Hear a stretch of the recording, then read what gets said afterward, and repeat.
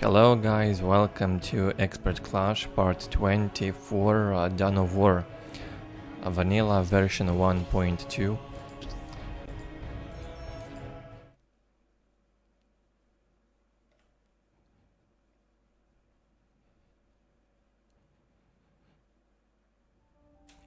We continue with the top level 1v1 games. Slowly our pool of players also increases with each episode almost.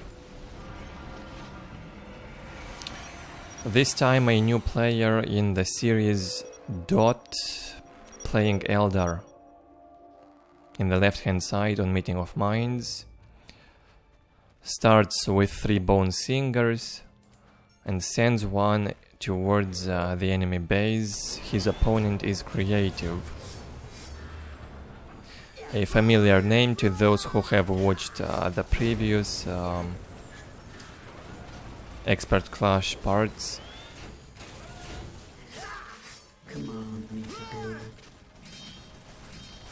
Bone singers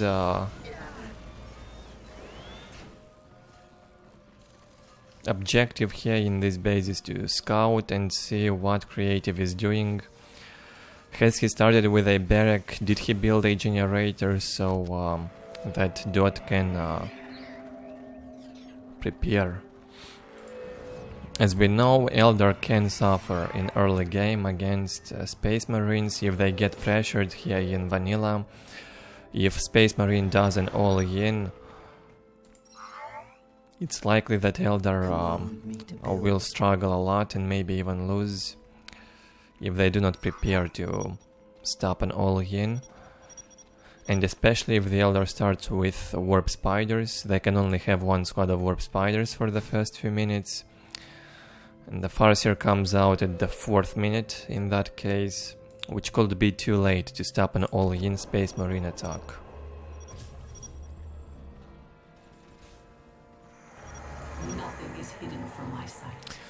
Daut's, however, starts with the Farseer first, already wastes his Mind War on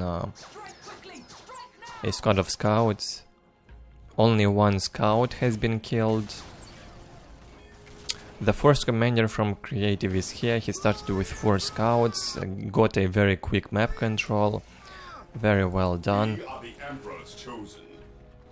The commander is out, Space Marines are out. Space Marine squad, I mean. Yes, Lord.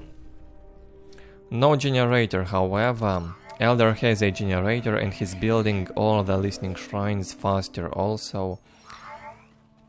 The squad of Bunches has been produced by Daut. What is your wish? 2 Guardian squads still alive.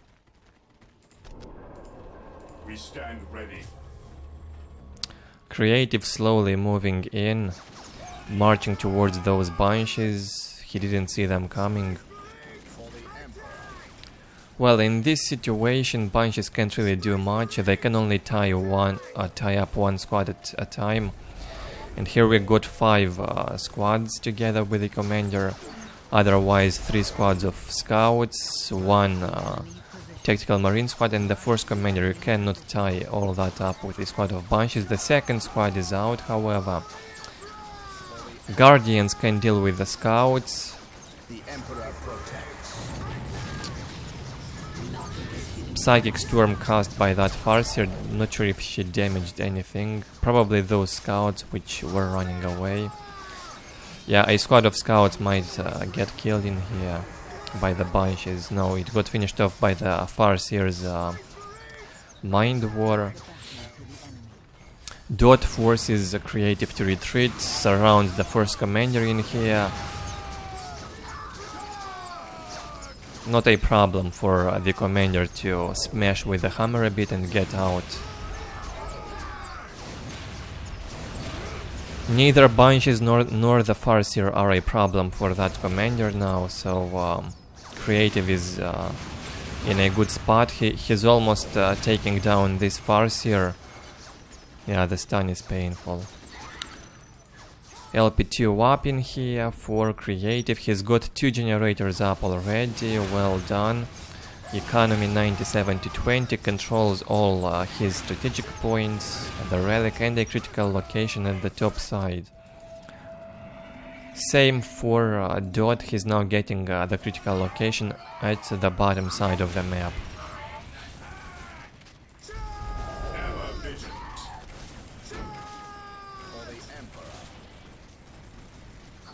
Two squads of tactical marines getting closer now to the Eldar's base.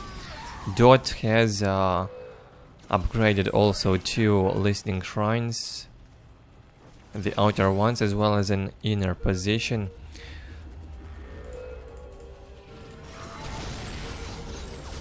Well, the listening shrine is not a threat at all for these fat space marines. It has been taken down at the cost of a tactical space marine. Today the enemy shall know fear. No issue to take them down at all, especially when the force commander is engaging. Creative pushes deeper, absorbs another mind war from that Farseer with the force commander, goes right on HP. He's under the focus of that LP2 for all this time. Bunches get guided by the Farseer, that they deal higher damage during the guidance. A squad of Bunches losing morale. Well, their job in here is to push back these space marines, not really kill them. Feels as though the Eldar will succeed.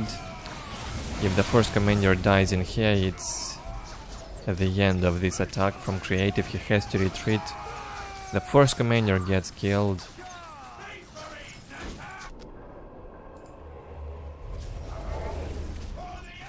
What's your order? At your command. Still a bunch of scouts alive, 4 squads. Faith is us. And 2 full squads almost of space marines. One squad 8 members, the second squad 6 members. Not easy to kill all that for guardians or even bunches. And Daut decides to add a squad of dark reapers.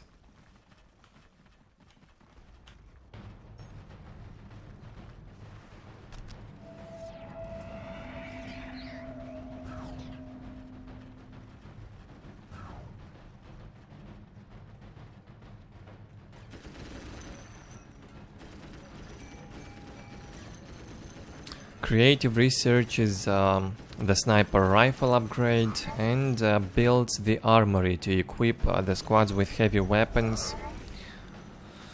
An even bigger threat now for Daut. He's adding the second squad of Dark Reapers here. Farseer fails to cast her Mind War. She casts it now on a marine with a heavy bolter. Good one. About 100 cost and some power for that, I guess. Fear denies faith. And so Daut decides to go in with the Banshees. By the way, reminds me of Select's playstyle Banshee build. Scouts here. So many sniper rifles though on those scouts. I'd bet on creative to push back the Eldar eventually.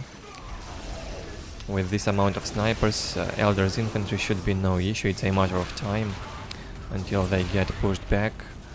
Yeah, Daut starts retreating now. We'll probably lose this squad of Banshees. Painful attack. One squad of Banshees left. Only at the 9th minute the Soul Shrine has been positioned in Daut's base. Very good income. 134 to 20. Even higher for creative, much better income on power. Full income on power right now. 134 to 60. This is big, and I guess he's still no, now he is tier 2. Ahead in tech compared to Daut. The machine cult will be built. No sacred artifact.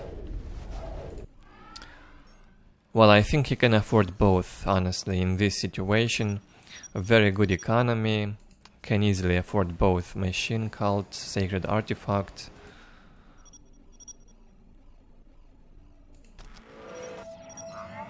We exist to avenge our sisters.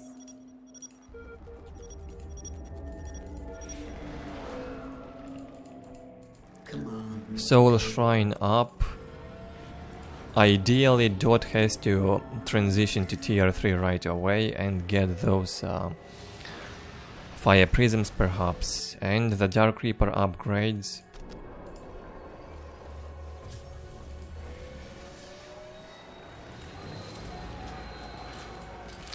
Infiltrated Skull Probe in the Eldar's base. Eldar doesn't have a clue what's going on here. He's getting scouted by Creative. Creative knows what he's doing. Another one in here. Oh, it was the same one, I guess. Tried to retreat. What is your wish? Well, Skull Probes decrease in HP over time in vanilla, so you can't really save it.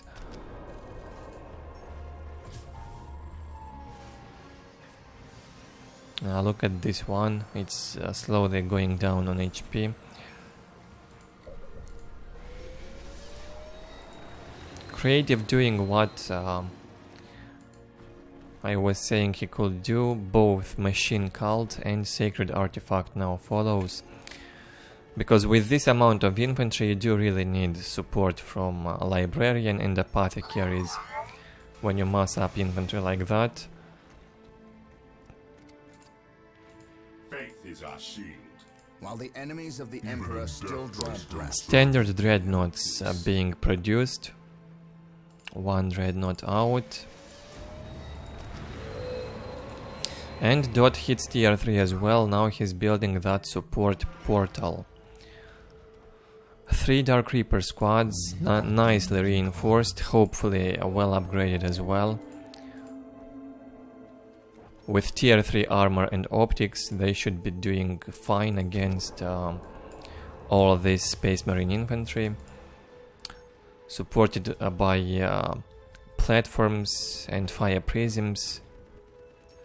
I'd expect Eldar to win the next encounter if he will do proper focus on these dreadnoughts. Needs Brightlands platforms, however. 4th squad of Dark Reapers now from Daut. He does need those Brightlands platforms desperately. What we've got now, no anti-vehicle at all on the battlefield for the Eldar. What's your order? Scouts in position. Today the enemy shall know fear.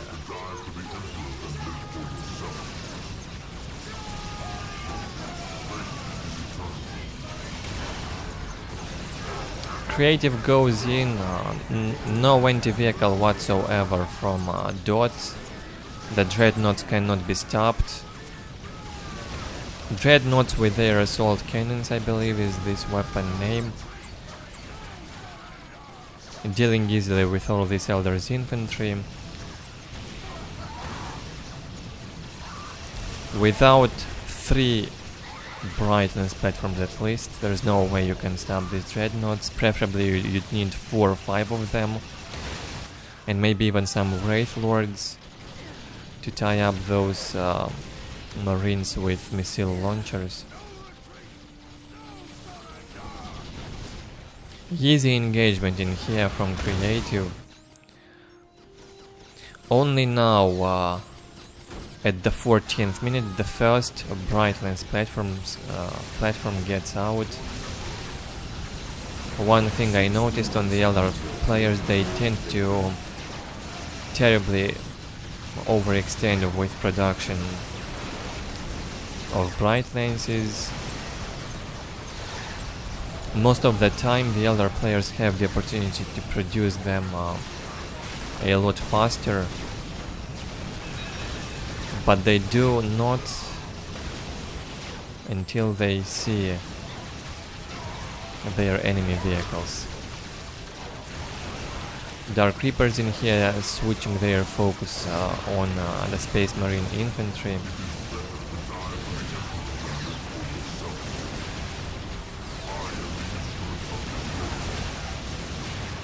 The Force Commander and the Librarian being sent in close combat to tie up the Dark Reapers. Well, a Fire Prism is out, but it's useless at this point. It will get demolished by these Dreadnoughts. Daut is not even bothering to micro. Well, he messed up. Over-invested in Dark Reapers. Brought the Brightlands platforms way too late. There's still some hope in this game for Daut. One Dreadnought down, a few Dark Reapers still alive. If only his micro was a bit better to keep the range from those sniper rifles. Second Dreadnought would go down eventually, but another batch of Marine infantry moving towards Eldar's base. Creative overwhelms Daut in here, now keeps him locked in the base. He won't manage to get out, I suppose, anytime soon. Librarian down, 2 Dreadnoughts down, Force Commander about to get killed as well. 3 Brightlands platforms now for Eldar.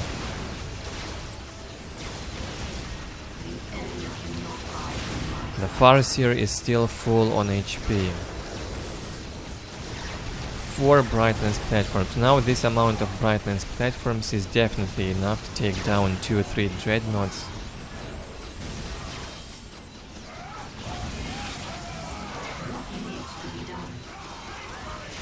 Still Eldar, no, this is Space Marines economy, 126 to 79. And it's also very good for Eldar, 125 to 53. Oh boy, and the bunch of Space Marines here at the top left has been slaughtered, only scouts left alive. Definitely the Dark Reapers fully upgraded by now. What Creative is doing, mostly tactical Space Marine production and Dreadnoughts. Daut has the counter to this army combo, so that should not be a threat. What Eldar has to do now is rebuild economy quick on these 3 points. And quickly counterattack, no need to idle like that and give your opponent so much time. Just go into counterattack right away.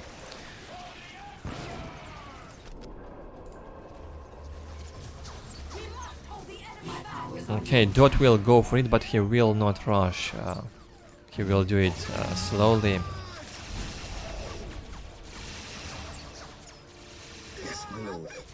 Scouts getting slaughtered. Only 1 scout left alive on the battlefield, and another squad capturing a critical location. Today, the enemy shall We be are the Emperor's chosen. Now imagine if Daut had those 3-4 Brightlands platforms out when Creative first started his attack. We are shaped by fate just as we shape it.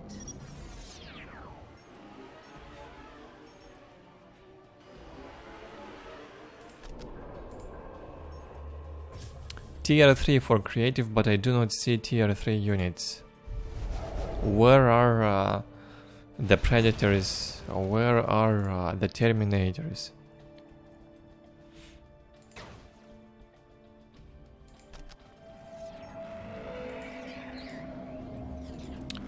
The support portal almost rebuilt. More webway gates have to be built also to increase the limit. We are the Destroyer's agents on this plane. Ever vigilant. Also, no apothecaries from creative, a mistake indeed.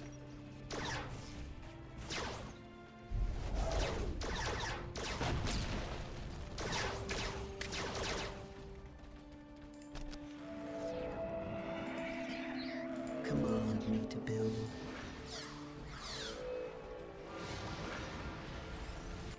Eldar's economy fully recovered, back up to 172 income. I guess he's got the global upgrades on requisition. 53 income on power. 6 minutes until taking full victory. Predator out. By the way, no orbital bombardment from creative. He does not have that orbital relay. Very, very sad. One good orbital in here could have slaughtered the entire Eldar infantry. Instead, creative is gonna lose his force commander. I bet he didn't even think of orbital bombardment ability at that point in time. He just forgot about its existence. Librarian enabled the Word of the Emperor ability, kept these marines alive for a long time. Now 3 vehicles still up in here for creative, slaughtering the Dark Reapers. Only 1 Brightlands platform left. 2 new ones getting closer. A lot of back and forth in this game. Plenty of mistakes from both sides also.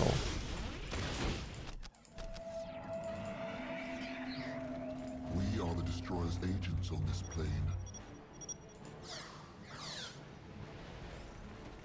We are the dealers. Well, Daut is doing a great job with macro management, as I can see at least. He was somewhat slow in the mid-game with the production of the Brightlands platforms. I guess that's about the only huge mistake he's done. Other than that, he could also make some use of the fleet of foot and the Dark Reaper squads.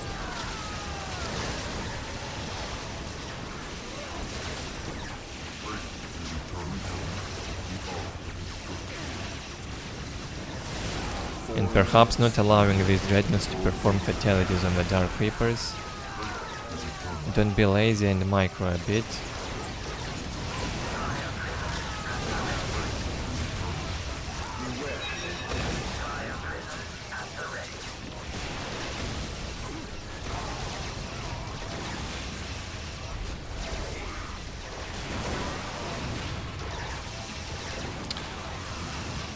Brightlands platforms now non-stop approaching the battlefield. 5 Brightlands platforms at this point. Dreadnoughts, Predators no longer a threat. A 6th one approaches. And I'd say RIP Space Marine. Well, creative had good chances. What creative could have done better is to build the orbital relay, cast the orbital bombardment, make Terminators, make apothecaries. In the matchup with Eldar, you do need to boost the survivability of your infantry squads. You do that with apothecaries, proper usage of librarians, Word of the Emperor, and orbital bombardment for engagement, of course. None of that has been used by creative. We stand ready. No deep strikes, no nothing. Faith is our shield. GG gets called, creative not really happy, but I cannot blame the Eldar's strength. In this case, creative could have done much better.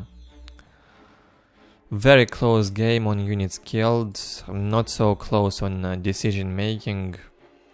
Felt like Daut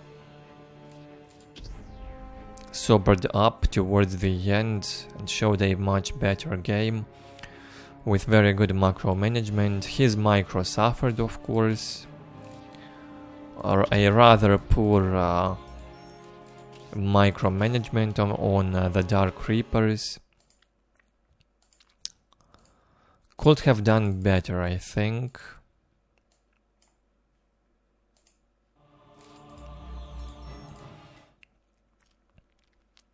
Second game for today's episode will be played on Battle Marshes between daut once again, playing Eldar, and IKn3wFear. This is IKn3wFear, the old Space Marine player we all know and love watching. Scouts here. At the top side, daut spawns with Eldar. No 3 Bone Singers this time. Maybe he will send the second Bone Singer in the Space Marines base, who knows. Command me to build. Or maybe he will just save the requisition.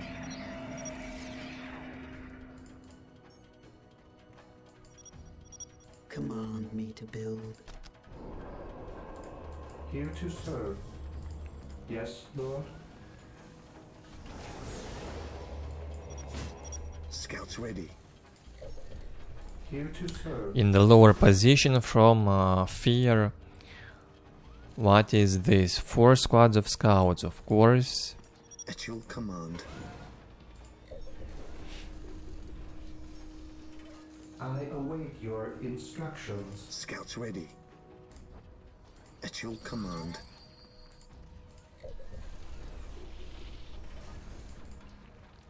Four scout squads, chapel barracks, no generator, 2 servitors. I like the fact that daut actually produces the Farseer first before the warp spiders. I love this opening so much more. It's a lot safer. You can survive a Space Marine all-in with this opening if you have a nice micro. If you put some effort in your game, you should be able to survive a Space Marine all-in. daut doing pretty much the same what he did in the previous game on Meeting of Minds against Creative. Gets the bunches out. Scouts here. At your command. Scouts here. This day shall be a glorious one. Force commander in here from Fear and a squad of tactical marines. daut not really ready to fight. He's only trying to push back Fear a bit, keep him away from Eldar's base. Yes, my lord. A very similar action as in the previous game. Scouts, tactical marines, force commander going into attack early game while they outnumber the Eldar.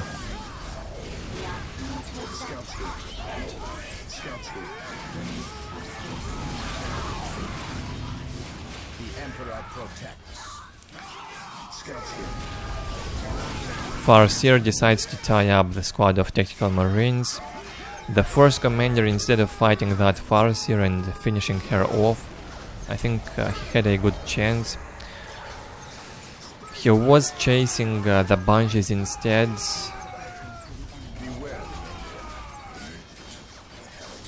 Okay, here we have it. Well, the stun didn't work.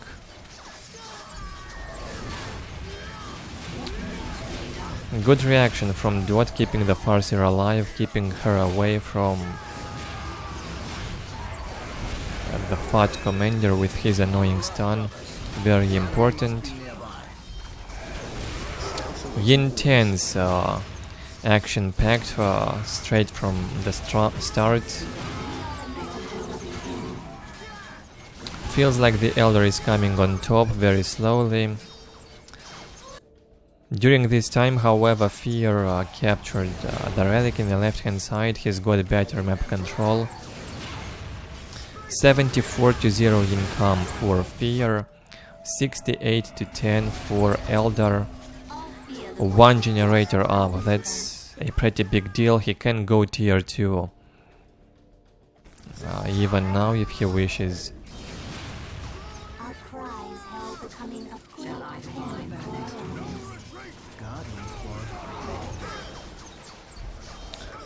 Well, I guess it's not necessary while Fear is being aggressive.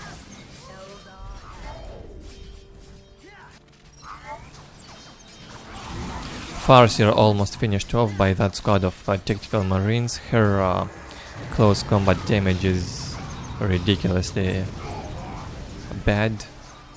She's losing to a squad of tactical marines.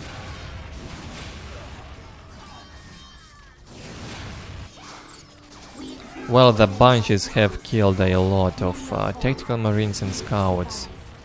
The mists of space and time retreat from our I believe about the same amount of damage was done by both.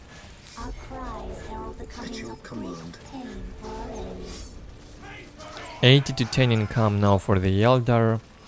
Even without a relic, Eldar's income is very good. Slightly higher than Space Marine's economy.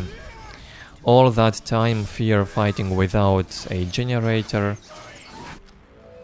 while daut had a generator from the very start. That's huge impact on the game actually, because we're running into the 7th minute now.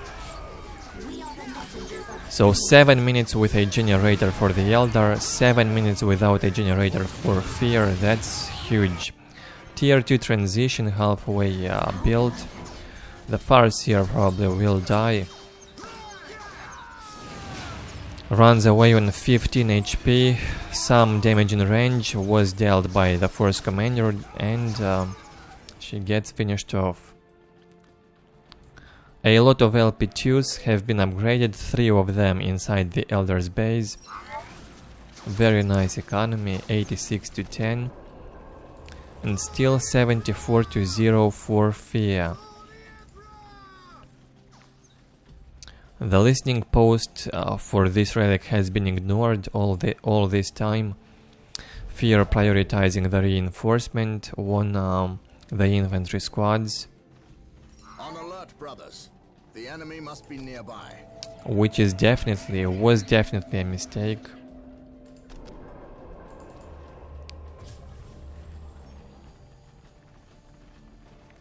You do always prioritize the listening posts, these LP1s, for strategic points, even if you are in the middle of a fight. Retreat a bit instead of reinforcing, cancel the reinforcement, gather 100 requisition, it's really easy to do. Build that listening post and you would have +6 income over the duration of that fight. And moving onward, the first listening post you build pays off very, very quickly.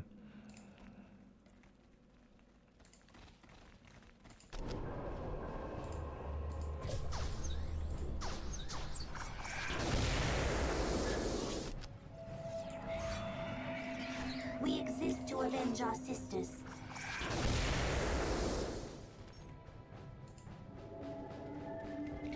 $92-20 income here for Eldar. Dark Reapers, 1 squad out, 2 squads of bunches up, a new Farseer, no Guardians. All the Guardians have been killed. Fear in the meantime moves his infantry towards the top right. He doesn't know that Eldar doesn't control this relic.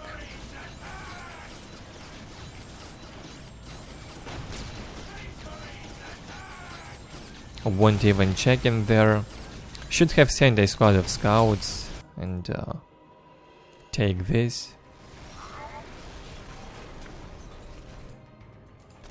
Daut probably not ready yet to face this huge amount of space marines. Well, he in fact might be ready if he's got the optics on the Dark Reapers. It should be fine. My music is a pillar upon which whole worlds have been built. 2 generators now placed by Fear simultaneously. He knows he needs a tier 2 transition ASAP. Fear clearly outnumbering the Eldar, but considering that he's got raw tier 1 infantry against tier 2, it's definitely not clear who's gonna win this. I'd bet on the Eldar, however. Very slowly, I think Daut would pull off a win in this fight. Scouts ready.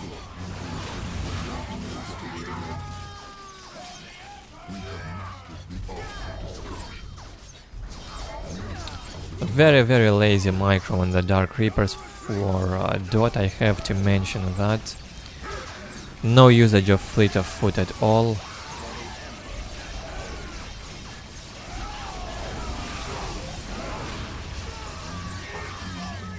But it could also be done intentional. Why would he even run from scout in close combat? You don't really need to do that. You can fight them in close combat and win.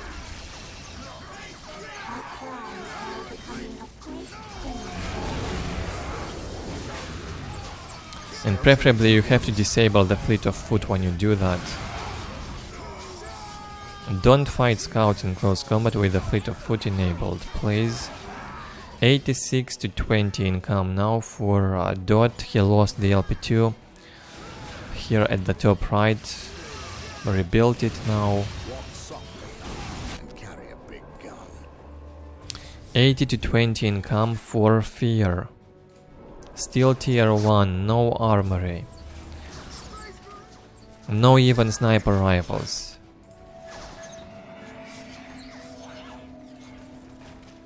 Well, as I was expecting, Daut pulling off a win in this fight. Fear has been forced to retreat. We stand ready. Fear denies. Praise the Emperor. At the 12th minute, Fear building that armory very late.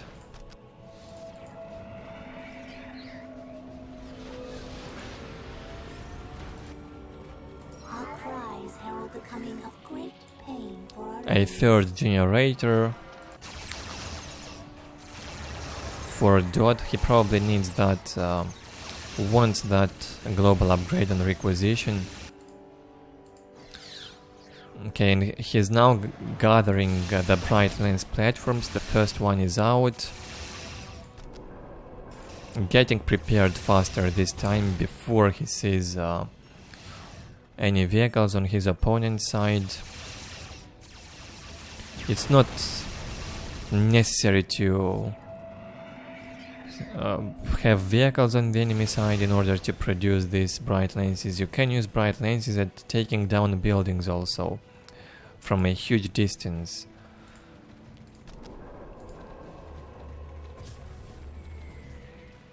So in the long run, I think you do need bright lenses no matter what. It's always worth to have them.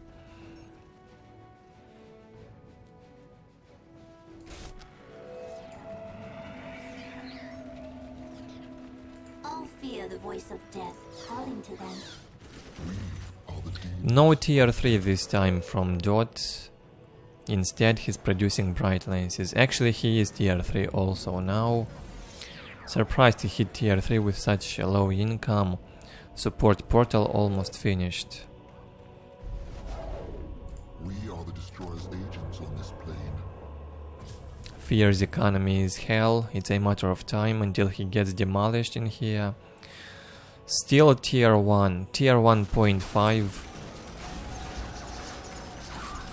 Huge mass of marines, all the resources being invested in the Space Marine squads and some upgrades for them.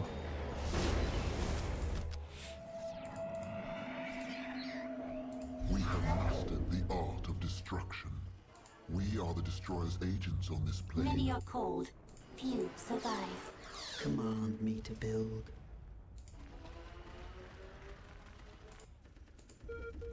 The enemy cannot hide from my sight. Using heavy weapons to crush the Our enemy. cries are becoming a big pain for our enemies. We are doomed in combat. We have mastered the art of destruction.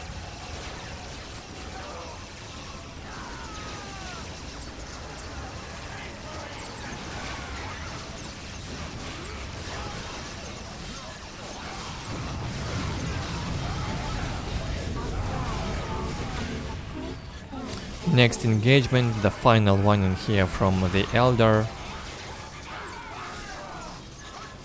A bloodbath, Marines cannot stand it.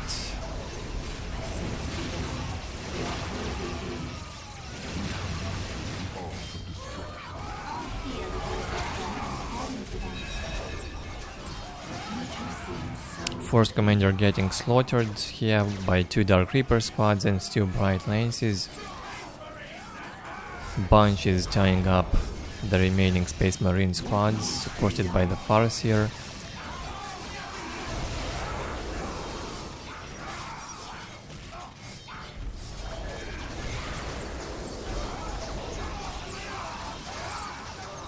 Not sure what Fear wanted to say in here.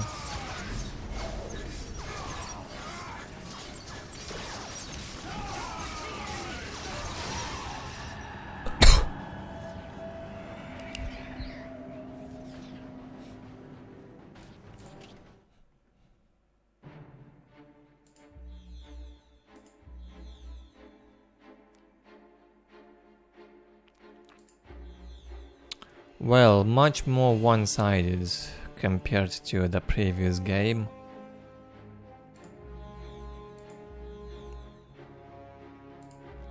In the end, daut doubles the kill count.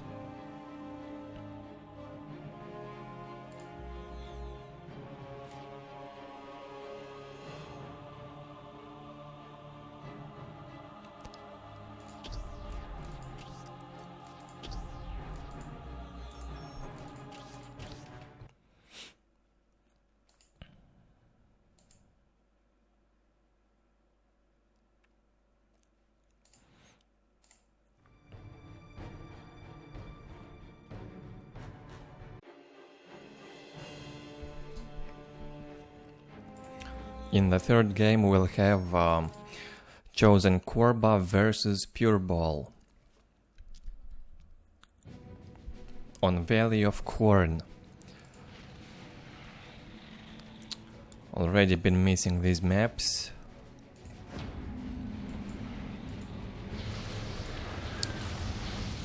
Korbah relatively new to the series. I think he first entered in the previous part. Has a pretty unique build on Chaos. For those who watched the previous episode, part 19 in the Expert Clash, probably know what to expect. For those who didn't, you're gonna find out very soon. Look at that. A pretty defensive start in here from Korbah, economy focused. This will lead to a mass LP2 in the early game, a double generator and a turret. Good thing in vanilla you can actually build turrets without having a barracks or armory, really interesting. In the lower right, PuReBall, the one and only.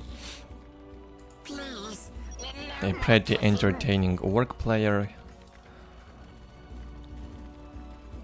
What do you want?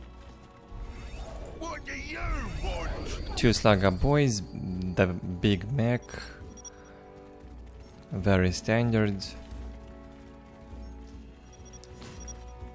Both players knowing that a Valley of Khorne is a pretty campy, turtling map, focus on upping their economy ASAP.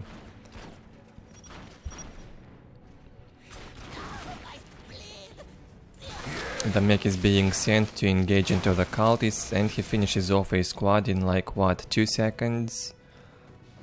It took him 2 hits to kill 5 cultists. Really interesting. Well, perhaps he killed 1 or 2 on the move also.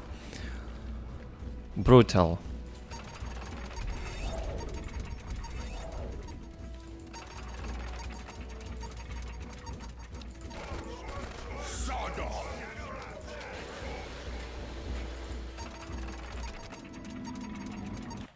Moment. Have to check one thing in here.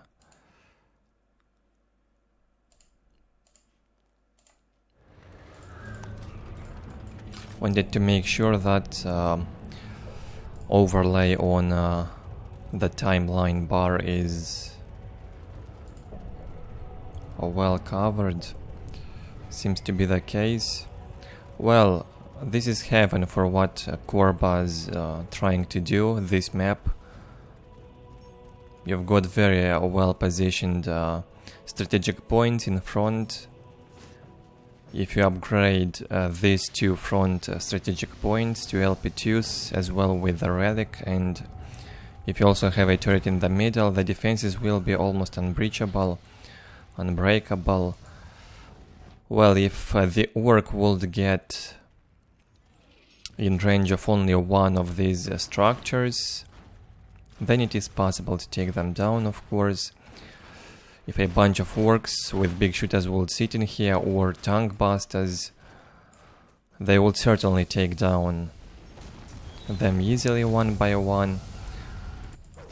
But by the time that happens, Korbah is probably gonna be tier 2 with a Chaos Predator out and with a very good economy.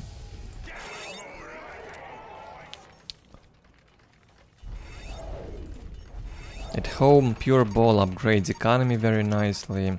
104 to 40 income, 3 LP2s have been upgraded, 4 generators have been built, and time to build now the second war banner. Pretty late for a second war banner, almost no tech at all for PuReBall.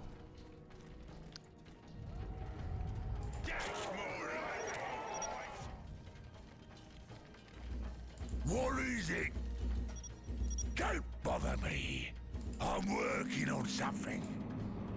Grant us the gifts of the One of the things Korbah is doing, You favor us with your the first player I think that I've seen in vanilla using cultists with grenade launchers as a key unit in the early game. This is basically your nade cult build, first being put to practice by Korbah. Only 2 cultist squads, he's playing extremely defensively. And I think this is the right way to do the nade cult. You don't have to play aggressively, rushing in with cultists and grenades, lose them. They're pretty expensive when equipped with a launcher and they die like flies, so it's too risky to get out like that. As we can see right now, a squad of cultists surrounded by Orks. It's not getting focused, however, and will manage to escape and survive. Korbah hits tier 2, we can see that by this blue aura on the heretics. And he's gonna build the machine pit immediately. At home, PuReBall also hits tier 2 and builds that mech shop. And a 5th generator. What PuReBall needs? He has to build one more war banner and start producing those killer cans I am not 100% sure if you can produce them in tier 2 or if you have to get tier 3 before you can produce them. But you do need kilocans against Chaos Predators, that's a fact. The tank busters definitely not sufficient when the Predators are supported by Chaos Infantry.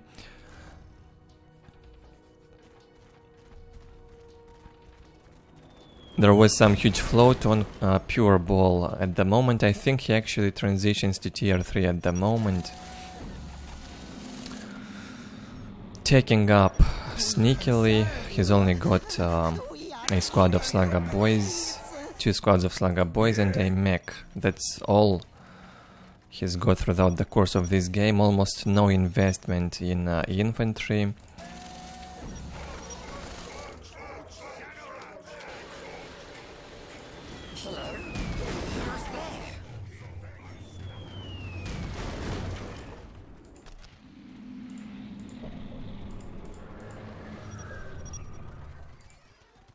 Grant us the gifts of the Chaos Gods, Great One. Yeah, this is a pretty campy tech-based game for the lovers of such play style. Hopefully you are enjoying this pure macro game. Very few battle encounters as of now. 133 to 79 income on Orks, 126 to 60 on Chaos, slightly higher income for PuReBall. Well done, well, typical for Orks to lead on income. What is your wish? If they do everything right and know how to prioritize economy upgrades over tech. Tier 3 up in here for PuReBall, very sweet.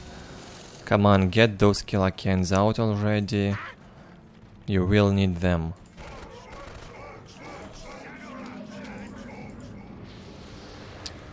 I don't see much from Korbah side of this Chaos Predator. How can I serve? 2 fully reinforced cultist squads, Sorcerer, Chaos Predator. He's gonna build a second machine pit for faster production of Chaos Predators and sudden strikes towards the Orks. There we have the almighty tier 3 Ork with the Mad Dogs and their fruiting juice, or however it's called, fighting juice. Can keep the squads alive and even the commanders. Works similarly to librarians, a ward of the Emperor. What is it?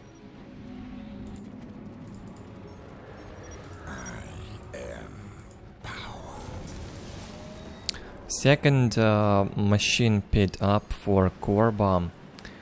His economy improves a bit, 133 to 79, equal economies now on both sides.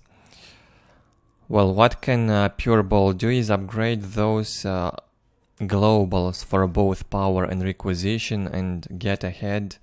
I think he actually upgraded the second global now for a requisition. His income just became higher, 160, it was 133 a moment ago. The war bus is out. Something is being produced in the mech shop as well. Maybe even the Squiggeth. Also, the big mech received his sweet, most important upgrade, the custom blaster, which took down a full squad of cultists in 2 hits. Well, he got a bit of his support from those big shooters, but it was mostly the custom blaster. The highest DPS weapon in the game against infantry, no doubt.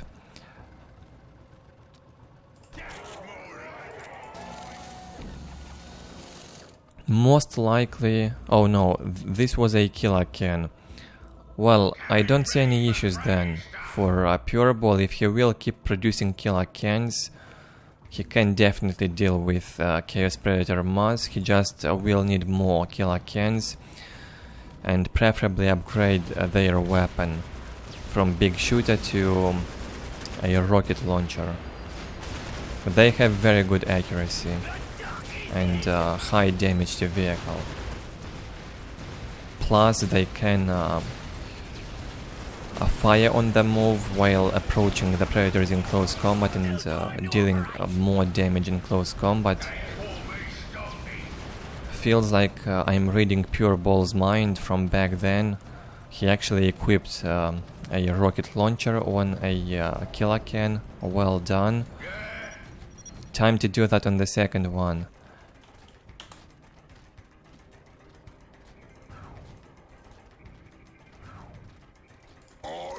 I'm expecting some massive battles to take place soon on the battlefield. We will be rewarded after all this campy show.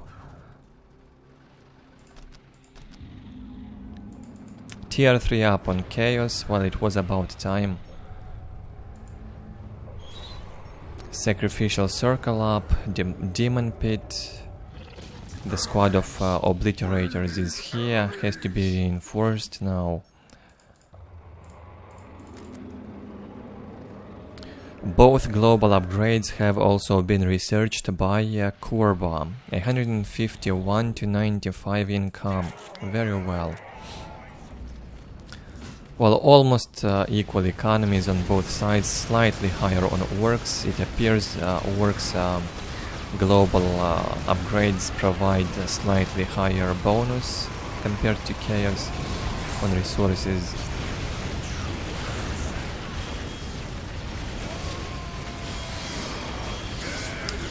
A bit of a pathing mess in here. The knobs got stunned by the sorcerer. They absorbed that Chains of Torment ability. 4 Chaos Predators. Well, 2 killer cans probably will not be sufficient. PuReBall in fact has 3 of them now.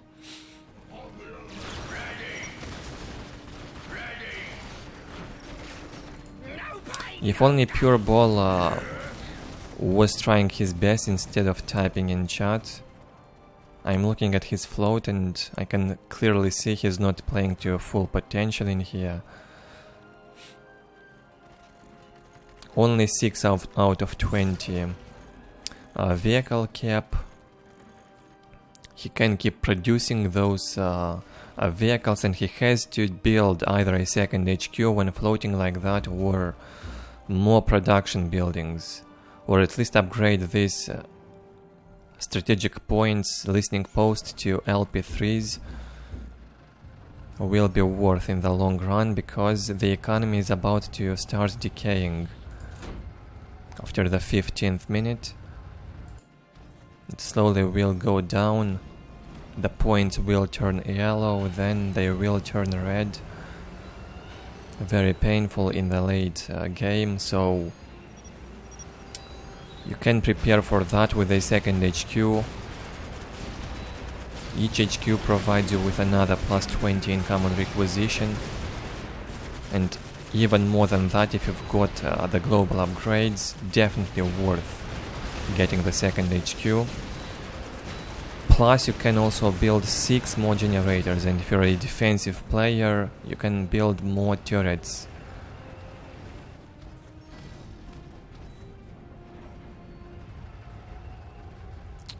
Both players being very cautious with the engagements. They do not want to commit yet. The one to engage is likely to be a disadvantage because of these heavy covers. PuReBall positions himself nicely close to the heavy covers on the right. Korbah knows he cannot give Ork too much time. If the Squiggoth gets out, it's the end of Chaos. Well, I'm hoping PuReBall is gonna make use of this float in the end and click on that Squiggoth.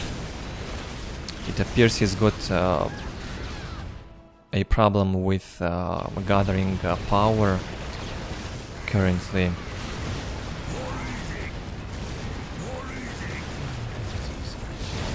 Come on, 4 Kilakens in here, put them to good use already. Take down those predators. Sadly, at least 2 of the Kilakens were with the big shooters during this engagement. Yeah, as we can see, a Ork was coming on top until these horrors appeared on the map. I bet this was a nasty surprise for PuReBall. A bunch of horrors drop surrounding the Ork infantry. The horrors having very nice damage to both infantry type and vehicle type. So it's a reasonable choice in here from Korbah to produce them.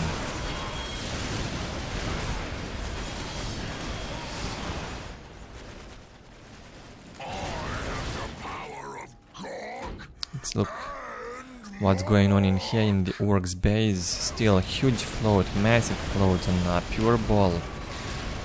What I think can save him is really only the Squiggoth.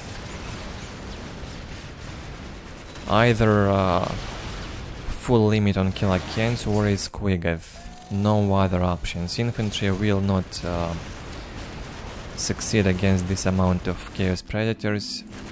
And you deal with this amount of Chaos Predators by outnumbering them with the Kilakens. Either that or produce the Squiggoth. And keep him from range. He's got very good DPS to vehicles, I believe. And buildings too. I know for a fact the Squiggoth DPS to buildings is very high. And I'm expecting it to be very good also to vehicles. And here it comes.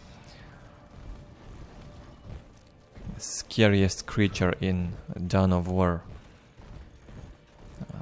Definitely the scariest. In vanilla at least. In terms of how he looks. Looks a bit funny in fact, not so scary, but I guess if you'd face such a creature in real life on the battlefield, you'd I got just what you need. Probably make a run for your life.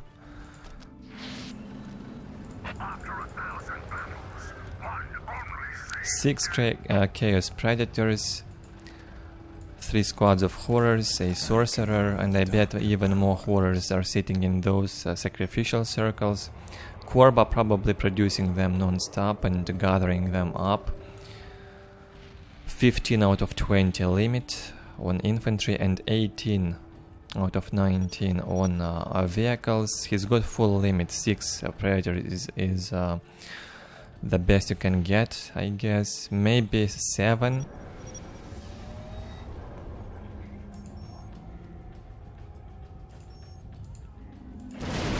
Okay, there goes the Squiggoth. Well, PuReBall is sending the Squiggoth on the front line. He's getting focused by 6 Chaos Predators for a long time in here, almost lost half HP. Good thing PuReBall actually repairs the Squiggoth. Very nice to see that.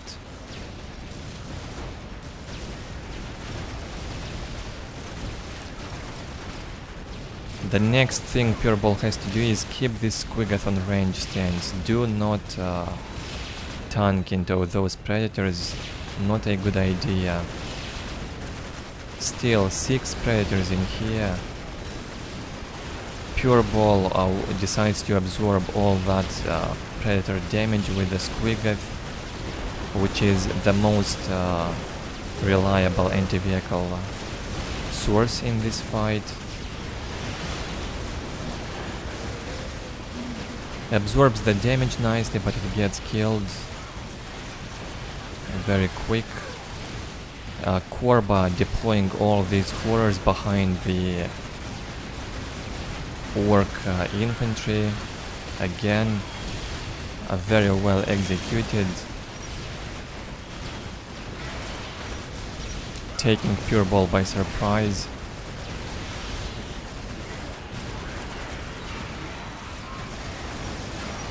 That's some insane DPS in here from Chaos with all these horrors, and if only Korbah would be faster and bring the predators in the fight.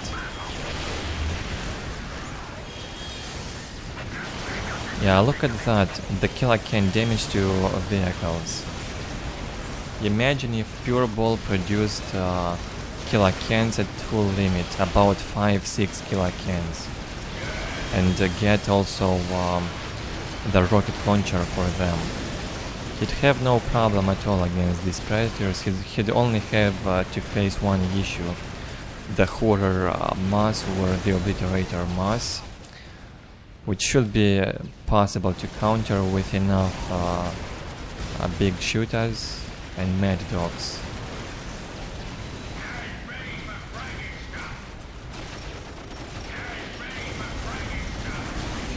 Horrors are easy to kill, in fact. They feel almost like light infantry.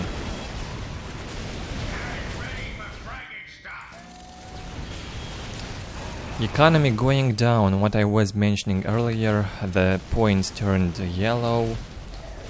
So from 160 to down to 133 in 8 minutes. It took 8 minutes and 30 seconds to drop economy by almost minus 30 in common requisition.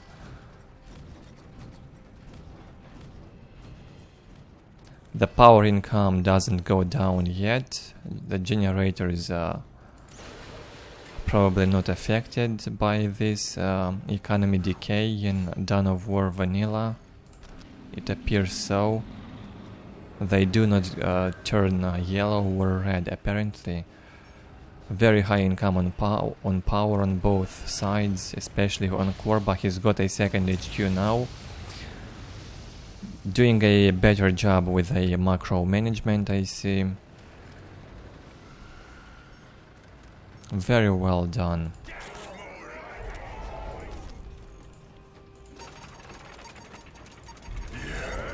And so far from what we've seen in Dawn of War Vanilla, it appears Korbah is actually the most creative player. He's trying to get the best he can out of this chaos. It definitely feels strong what he's doing. The only issue with his build, it probably would be vulnerable against an all-in.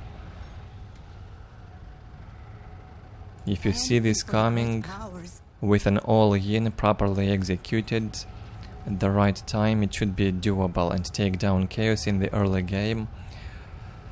Because Chaos starts with a turret, LP2 mass and 2 generators, no infantry almost, besides the cultists, which are very squishy.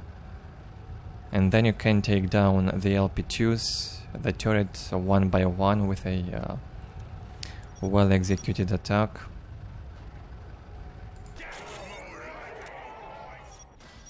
Well, the Space Marines should be able to deal with this Chaos build for sure. Especially if they do some scout harass early. PuReBall keeps saying there's nothing he can do to stop Chaos.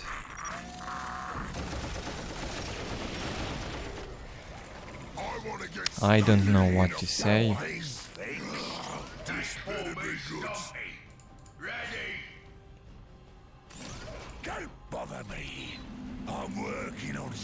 Maybe he had to deal some damage to Chaos early game.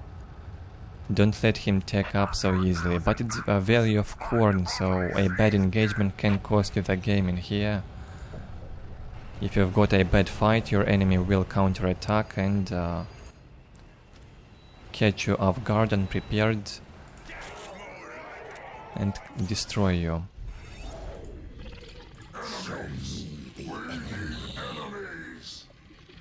The decay is insane. 119 now. Minus 40 income on requisition in 11-12 minutes.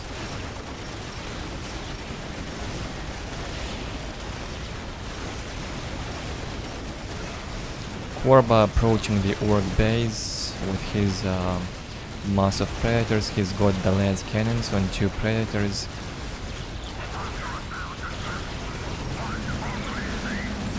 Not sure if it's as broken as on the Space Marine predators, but it appears they deal very high damage as well, at least to that kill I can. Come on, drop those horrors already. He's waiting for the Ork to get in the open fields and then surround his infantry with horrors again. I bet that is Korbah's plan.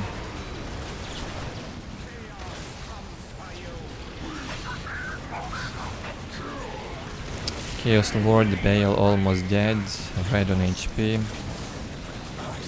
No Demon Prince transformation for the Lord. Good execution on the Sorcerer, jumps away from this Ork mess, but then sends him in again.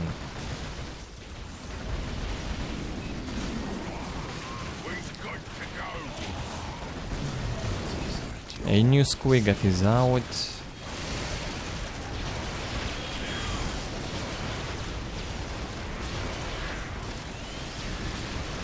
PuReBall is gonna cause some heavy pathing in here into his own Orks instead of sitting from range and repairing this creature, keep it alive.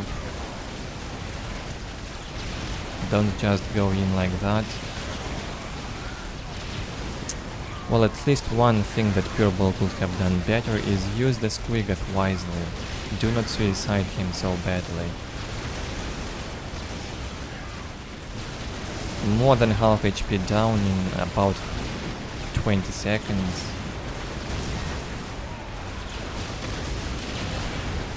And this is an expensive unit. Well, it almost felt like Chaos is about to breach the Orks' defenses in here. No way.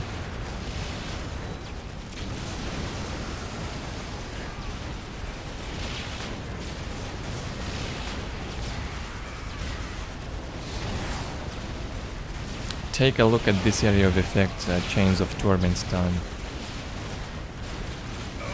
Stuns like 3-4 squads at once. And nobody complaining about this.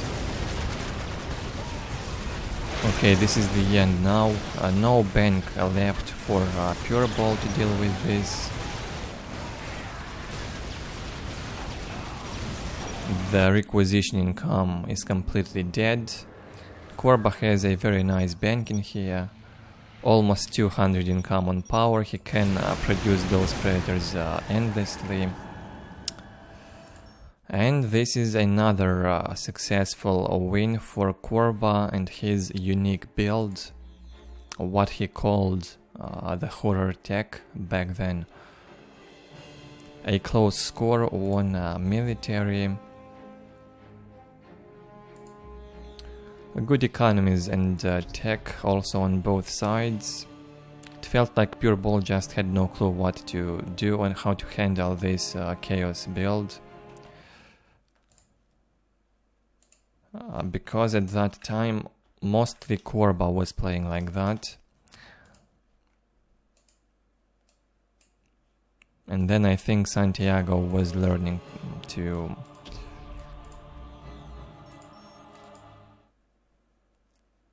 also play chaos in this manner from Korbah. Fourth game, another one from Korbah in the left hand side on Meeting of Minds. I have no doubt it's gonna be the same build in here as in the previous game. Player specific build. And on the right hand side, DaBigGreenOrk. Not sure if this was a smurf or not. I cannot say. No information about this player.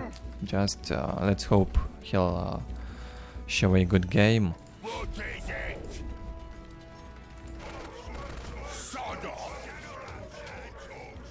War banner first before the boys hut. 2 Slugger boy squads and 2 Gretchens from Ork. We can serve you. We are eager to please. And from Korbah this time, look at that. Not 2 cultists, but 4 squads. 4 squads of cultists. This time, he actually can do a nice adaptation on his build. Start based on which map he's playing. Very well done. 2 cultist squads for value of Khorne, 4 cultist squads for meeting of minds. This is perfect. And the Ork probably has no clue what Korbah is doing. I see he is sending a squad of Slugger boys and the mech towards the Chaos base. We can serve you. We are eager to please. Look at that. 1 LP2 already up. And why not? Because the heretics cannot build all those listening posts simultaneously, so instead of floating, just upgrade the LP2 faster. It's basically the same as building an LP, except it costs you 75 power. And Korbah can afford that with 2 generators. We will serve you, and in return, The big green orc, idling mostly in the middle, playing somewhat defensively at the start, not taking any risks. But I'd say it's always worth it to go in, at least have a glance at what your opponent is doing. If you see a huge mass, just retreat. And if you see any sign of tech turtling, economy boom stuff, go in with full force. You have to punish them for that. Minefield placed immediately. Korbah knows the incoming work attack is gonna be difficult to stop, so he places a minefield and builds a heavy bolter turret. Unfortunately for Korbah, the minefield couldn't be finished, but he finished the turret. So he's got a turret and an LP2 to kill some of the boys. It will not stop the orc attack. However,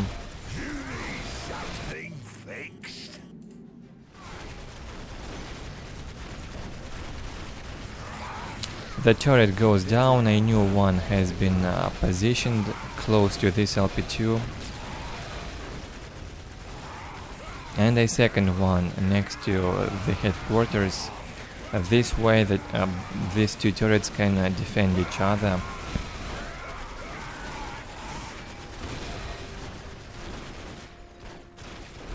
A lot of boys have been killed, so I'm not sure if this work attack is actually worth it. All those boys killed for 1 LP2 basically. I don't even count the turret cost, because they did pay off for sure. And we have a worse economy on Orks, 80-0 against 97-20. A lot of boys have been killed. Well, in fact, perhaps the big green orc actually was expecting such an outcome from Korbah. Maybe he faced Korbah before and knew exactly what he will do. And I think Korbah was mostly doing these builds. He was mastering it basically. And playing this in every game, in every matchup, every map.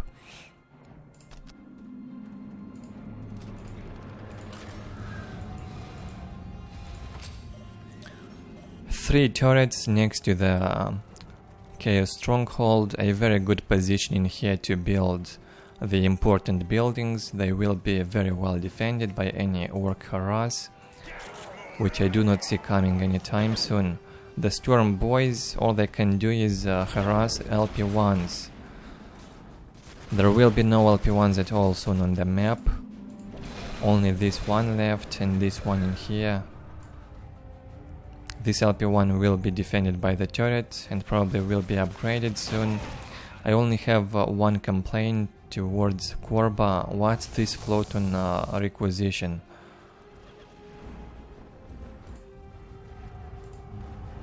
Well, I guess the heretics were super busy all this time. And I'm not sure if there was a tier 2 transition.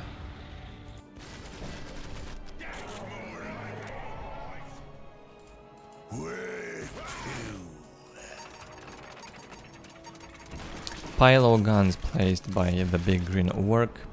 Well, it's day and night economy wise on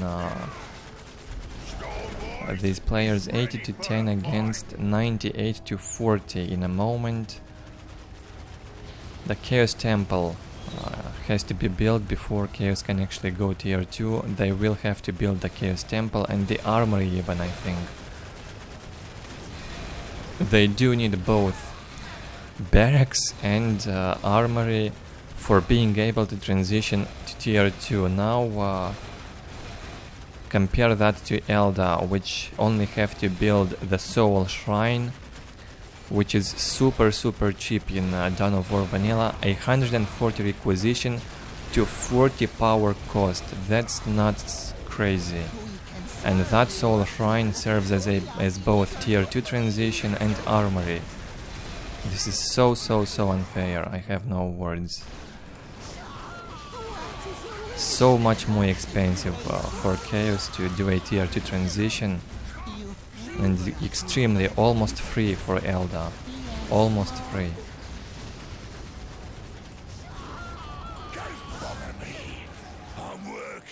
Really unjustified costs. I have no idea what was on Relic's mind when balancing this game. Impossible not to complain. You have to be ignorant as hell to complain that. To ignore that.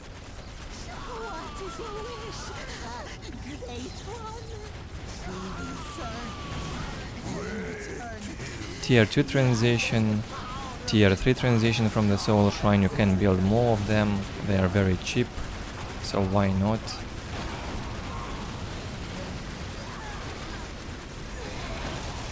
It's almost triple the cost in Soul Storm compared to Dawn of War Vanilla. It's hilarious in fact.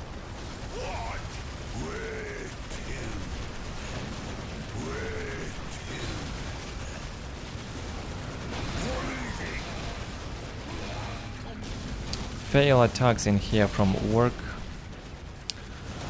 Back to this game. Ork showing aggression, he loses the big mech and his attack basically ends. Well, thanks to the tank busters in fact, he can do some damage to those turrets and LP2s. Not the end yet. I have this problem on Ork. Why didn't he capture his own relic all this time? What stopped him from doing that?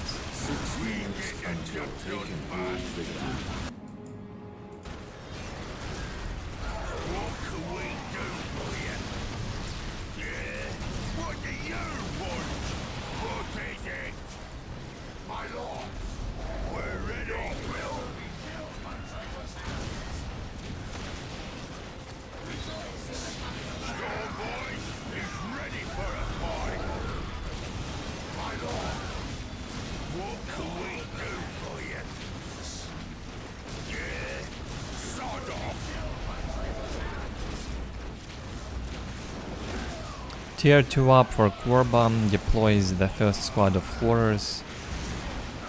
Some Chaos Marines have been produced as well.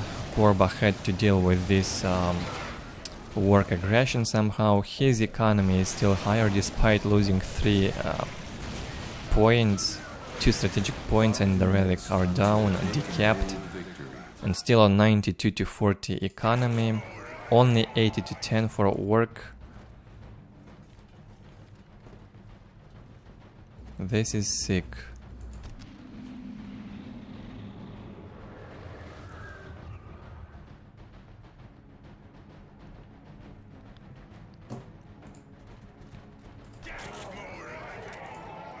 Well, not over yet.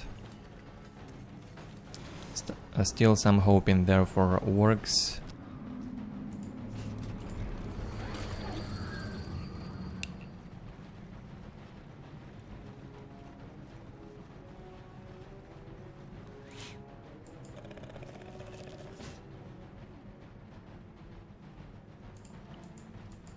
At your command.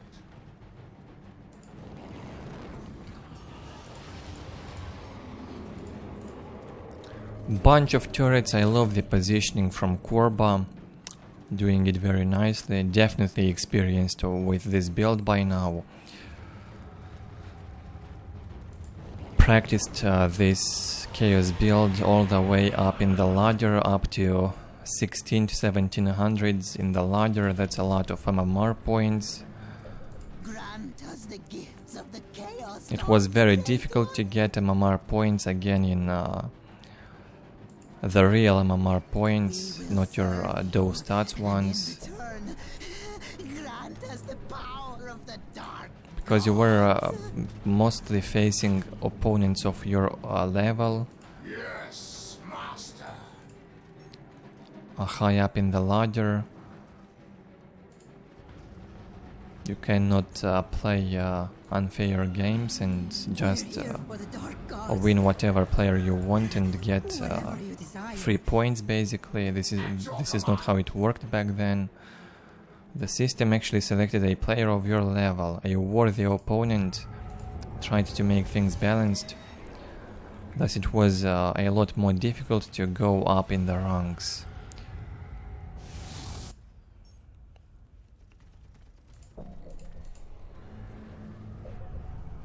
Machine pit being built by 3 heretics. Economy recovered. It's very good now for chaos, considering the fights that happened and considering the Orks economy. At this time, well, improved a bit for sure. 110 to 40. Not bad. Could have been a lot better. If only the Ork player was a bit more skilled in terms of macro management and very slowly upgrade economy while also being aggressive. It's possible to do that. Just need more experience.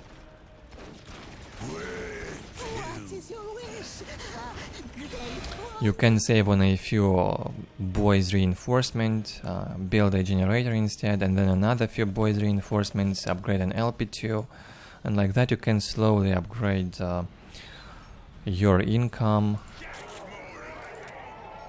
while also playing aggressively. We're ready. Sod off. Green is best.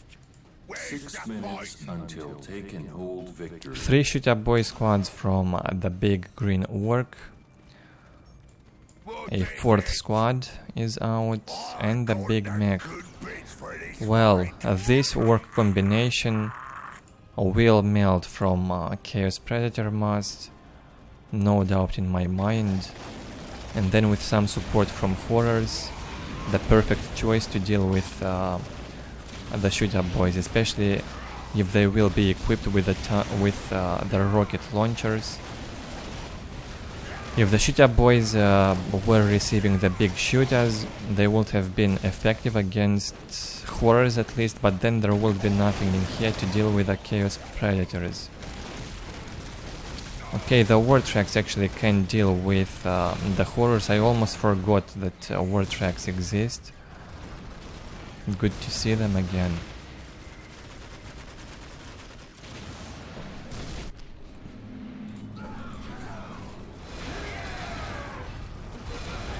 Another seemingly strong attack in here from Orks. 2 sacrificial circles from Korbah. He cannot keep up with the horror tech production. huge bank, however, he has to put those buildings to good use, produce at all times. He cannot keep up with the production, so he has to produce also Chaos Marines from the Chaos Temple. Look at this amount of requisition.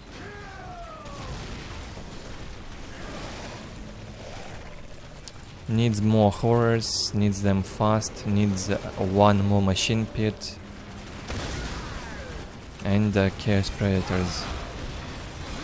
Well, he is fine. I believe he is fine. He will hold this work attack eventually.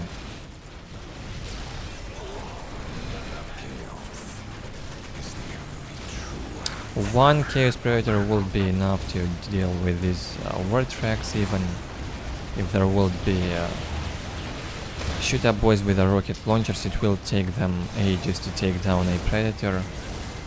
The reason why you need those killer cans. Shoot-up boys with rocket launchers and even tank busters are too slow to take down the Predators.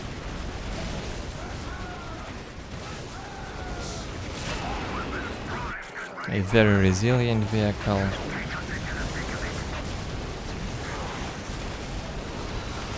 Well, the strongest tier 2 vehicle, no doubt.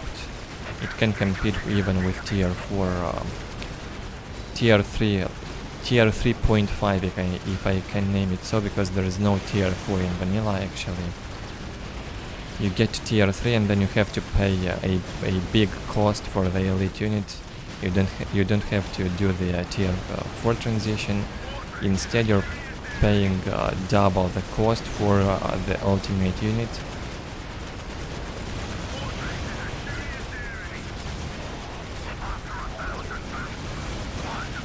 Well, the Chaos Predator paid off. It took down about 2 or 3 war tracks. Also killed shoot-up boys. Now with this amount of horrors, shoot-up boys will melt. And even the war track has no changes in here. And the big green orc has to go back. This is the end. No way the orc can make a comeback now. Although economy almost equal, even with this seemingly okay-ish economy, it's not enough to make a fast production again.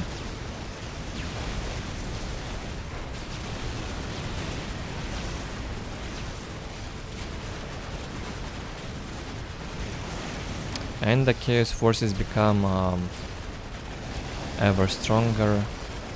With each minute passing by, there are more and more horrors being produced and more Chaos Predators. The big green orc quits. Well, this is actually a very different game compared to the previous one, where we mostly saw tech early game on both fronts, while in this one it was the horror tech build for Korbah against an sort of all-in from Ork, and it still failed. Korbah can manage it very nicely even against all-ins, I see. Maybe the Ork could have done a better job with the all-in. There's room for improvement in there, no doubt.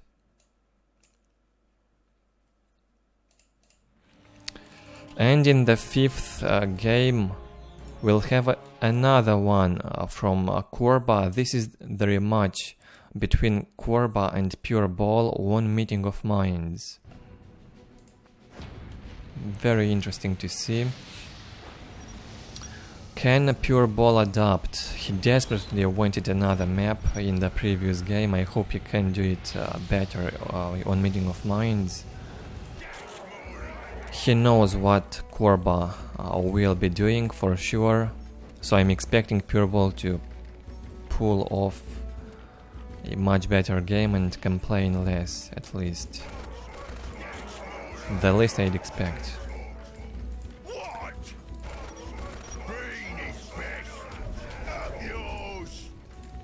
Sod off!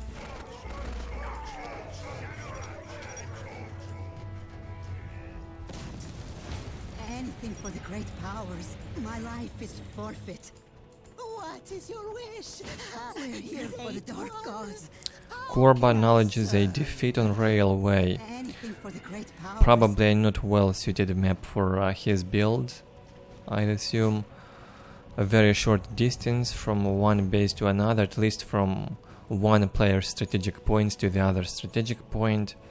It may take some time until you actually reach the opponent's base, but you can reach his points and attack them very fast. My life is forfeit. How can I serve? Korbah performing basically the same cap order as in the previous game. 4 cultists. Similar cap order. And even LP build up. Yeah, it's very good.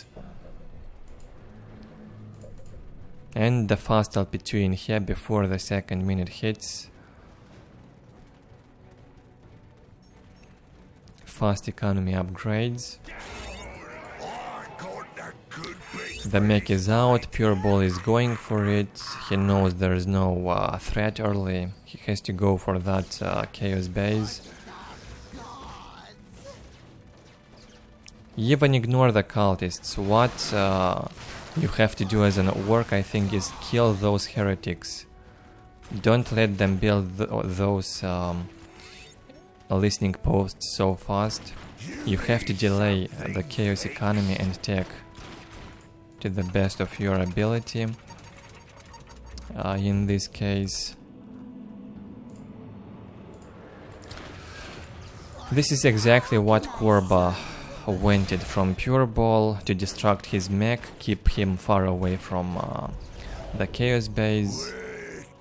Basically Korbah toying with PuReBall right now. This is the first mistake to note in here from the Orks side. All that time wasted for what? 3 cultists dead? 4? Not worth it. If he went with the mech inside the base, chase those heretics, and maybe even sit next to the HQ and kill each heretic as soon as it came out. Or if you do not do that, take down the generators. There's nothing in there to defend them at the second minute. Only later these LP2s were upgraded, but even under the LP2 the mech would have managed to take down both generators, I think. And trading a big mech for 2 generators is probably worth it. Much better than doing nothing, running around the map with no success.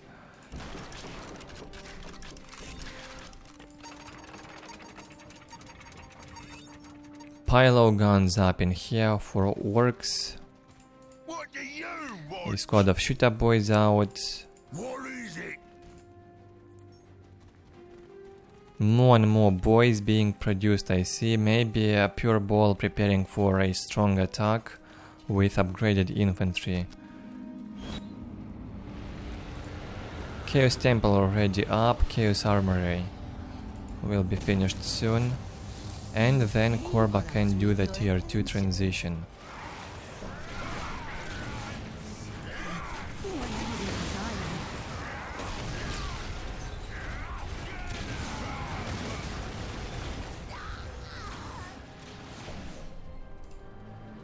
We will serve you.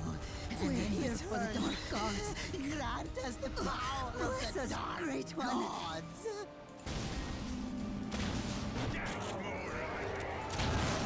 What is it?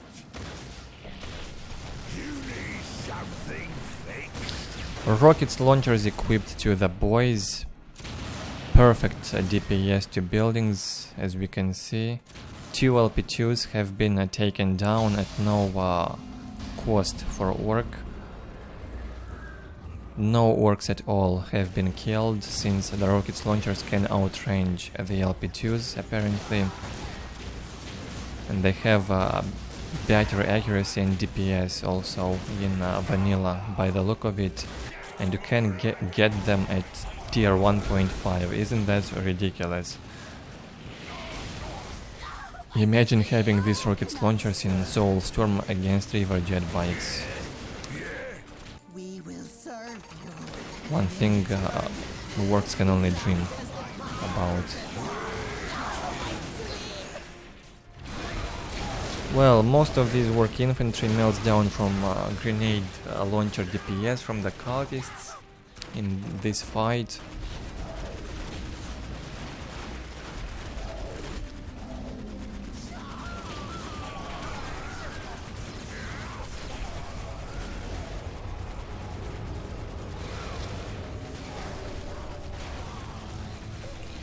A fourth generator being built, and then maybe the machine pit will follow.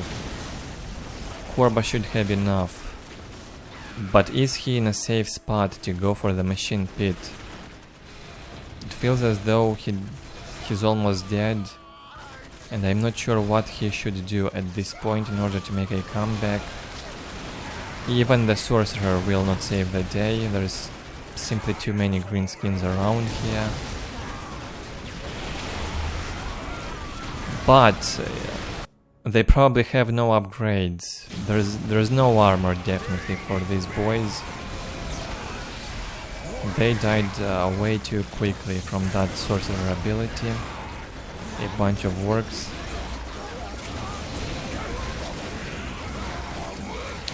Very nice damage in here being done by PuReBall.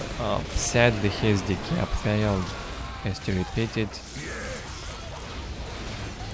Heavy bolter turrets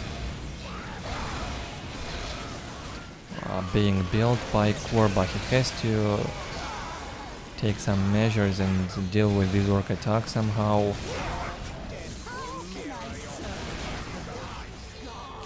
Cultists being produced non-stop. He cannot afford anything else. Maybe some horrors are also in production, or maybe not. Probably not enough requisition for horrors. It's pretty low now, 78 to 40. There's no LP on that strategic point. The mech is definitely the biggest issue. If the mech will get killed, it will be the end of this Ork attack, and then Korbah can start to recover slowly.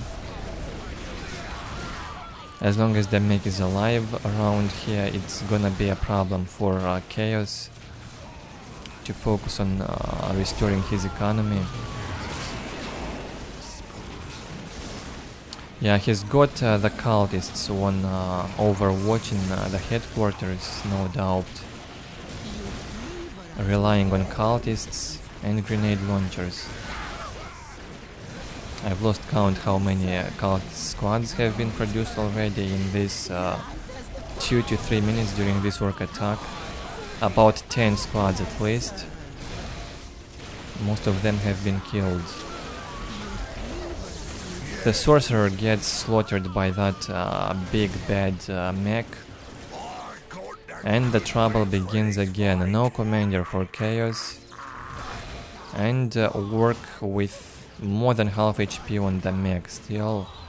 Cultists cannot kill that mech.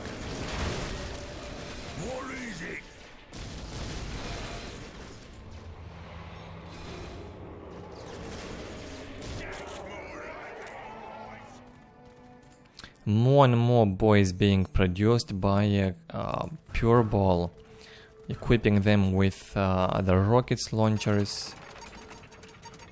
During this aggression, PuReBall did a very good macro management also, 126 to 40 income. I don't know how badly he has to mess up to lose this game now. He's got a huge advantage right now. If he only would make good use of this economy and invest it wisely into the right units, I don't see how he can lose this. Well, the game is far from over. You need something fixed. I am A new sorcerer is out. Probably 2 abilities were absorbed by these boys. A lot of them died. I believe the sorcerer can kill the mech with this amount of HP, like a third of HP or a fourth of his full HP, pretty low. Maybe we'll even be finished off by the cultists with the grenades. The mad dogs are here. 4 mad dogs to keep those slugger boys alive. Still 78 to 40 income. Nice bank on power. Korbah can afford 2 Chaos Predators with this. Soon 3 of them. And 3 Chaos Predators will be a big challenge for this Ork unit type combination. A huge challenge. As long as there's no killer cans or the squiggoth out, there's almost nothing that can stop 2 or 3 Chaos Predators. Maybe 4 squads of tank busters, but they're so expensive, I assume, not even worth producing them. Anything for the great powers. 2 word tracks are brought in here by PuReBall. He's dealt with most of Korbah's infantry. Well, what's about to come out will deal easily with the word tracks. Here goes another new sorcerer, casting that stun and the main ability, which took down the entirety of these boys. They were sitting in the heavy cover. What is that damage? Well, apparently not even a Chaos Predator is necessary in here. A turret will do. Upgraded turret to take down the word tracks. Perfectly fine. We're here for the dark gods.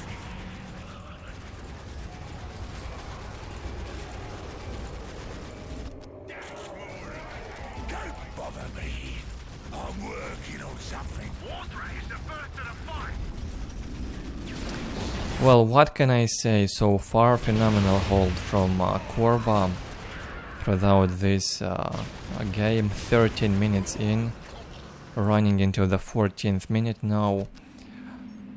Very good hold, willpower, not giving up. It felt like it's over for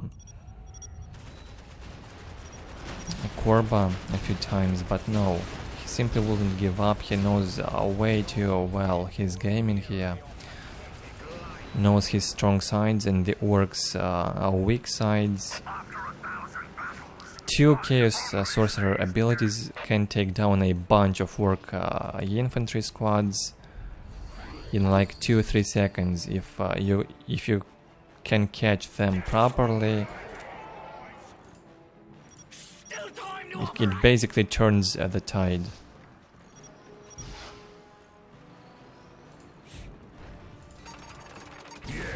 New mech out, but no boys. PuReBall invested so much in all those boys throughout the game, and it felt like the last 2 waves of boys were a complete waste of resources. They were simply deleted by those sorcerer abilities. Very painful. How can I serve?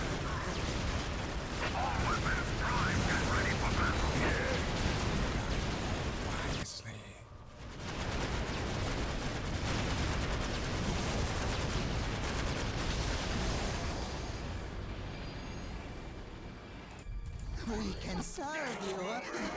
126 to 50 income for PuReBall.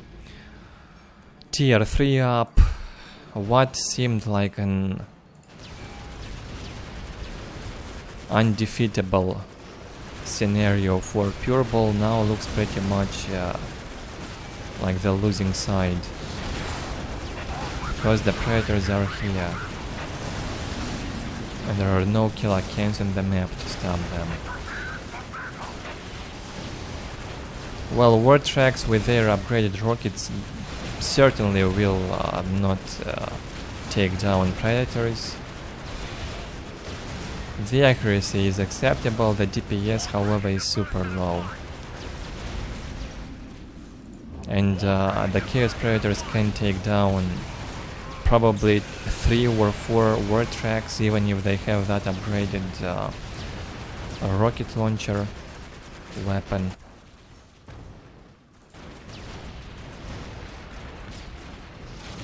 I don't honestly know why Korbah even dares to retreat from these war tracks. Obviously he wants to keep his predators alive, but I think trading them for these war tracks and a few boys would be worth it, in fact.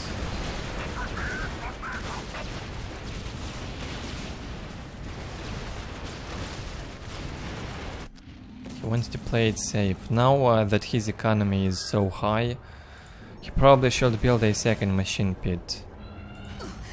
Because it really feels like the predators are key in this chaos build that Korbah is pulling off in every game.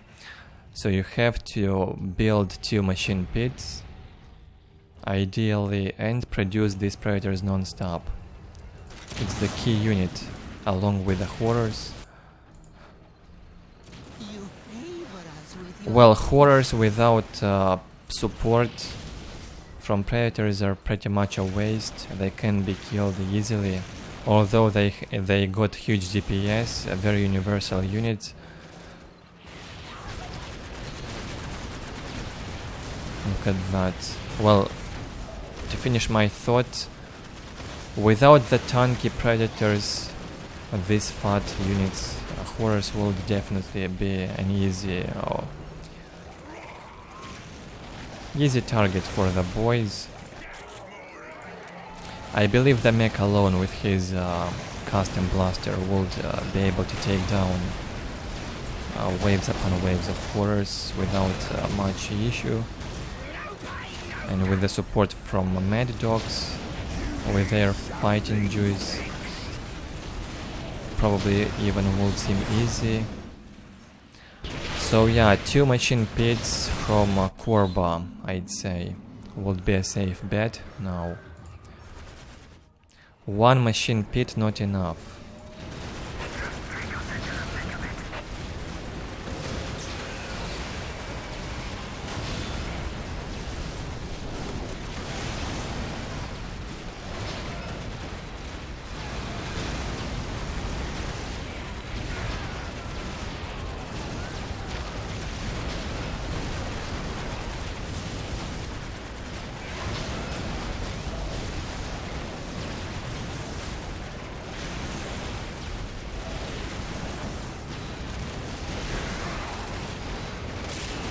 Not a very wise engagement in here from Korbah, sending so few units into this bunch of orcs. Basically 1 sorcerer, 1 predator and a squad of horrors. His goal probably was to keep the orcs away from these listening posts. Keep them away, do not let them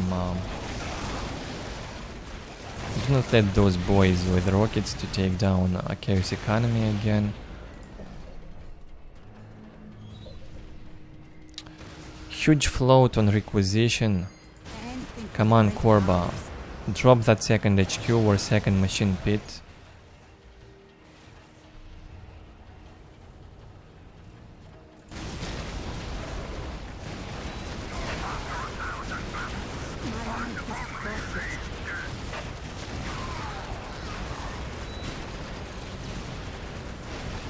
So much back and forth in this game. Again, looks very much like PuReBall is about to make a comeback.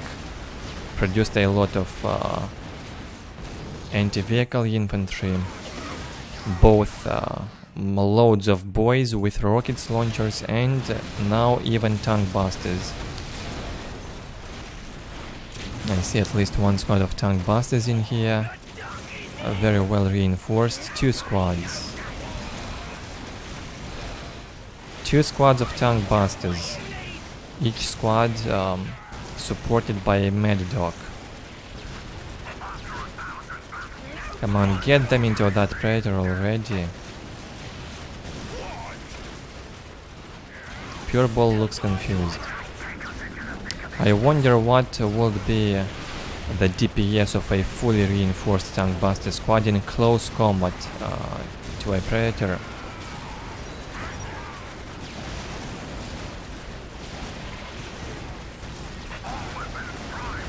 Typical PuReBall complaining in here a bit. No, I have no problem with the players flaming or complaining. It's the human nature basically to do that in any sports.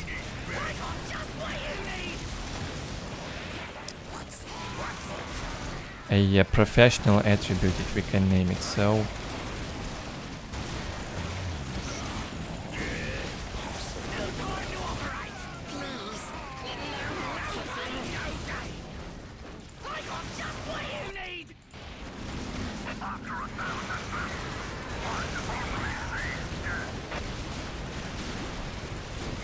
Well, I probably have to take back my words. I see 2 squads of tank busters, when fully reinforced and supported by the mad dogs, are actually a very solid anti-vehicle option.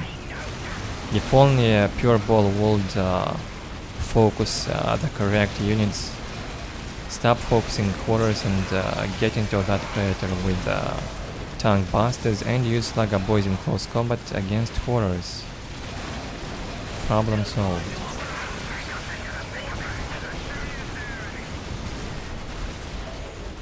A very sweet game. Action-packed. One of the most intense action-packed games lately. You may wonder why I do not stream as often as I used to, or upload as often as I used to. I see that the videos on this channel, the Dawn of War videos I stream or upload, do not gain as many views as they used to. So maybe the viewers are also enjoying their summers. No point in burning you out with all these uploads. When not enough people are watching, I will not even bother. But I guess I could make a rule and maybe motivate the viewers, if they want more uploads, get me more likes on the video. Let's say if the video hits 100 likes, I will upload another videos in less than 3 days, in the next 48 hours even, perhaps something like that. But 100 likes is almost impossible for vanilla, I believe. What is your wish? Almost an impossible challenge for you guys out there. We can serve you. We are eager to please.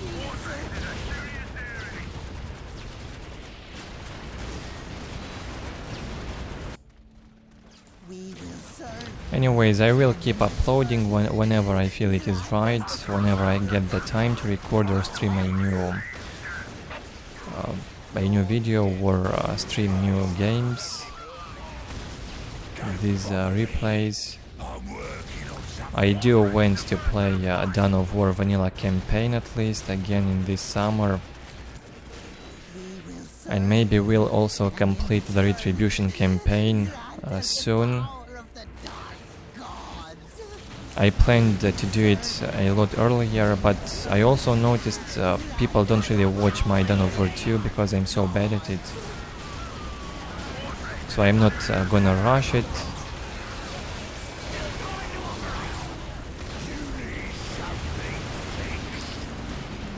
I will also try to enjoy my summer while it's still hot in here. Maybe enjoy some other games.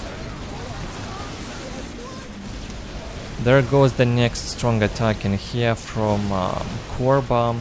Now he adds the aspiring champions to the cultists. He gathered them up in numbers here next to the stronghold. Then he equipped the cultists with the grenade launchers and added aspiring champions to boost survivability on the cultists. Very well done in here, and he wins the battle. What a crazy sick game. I haven't emphasized this enough. Not good at shoutcasting, as many of you know. But for those with a sharp eye, what the hell happened in this game?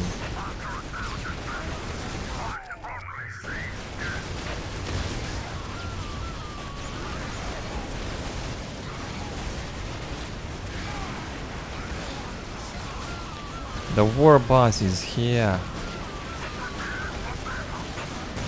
Predators seemingly no threat for that bunch of tank busters and boys with rockets.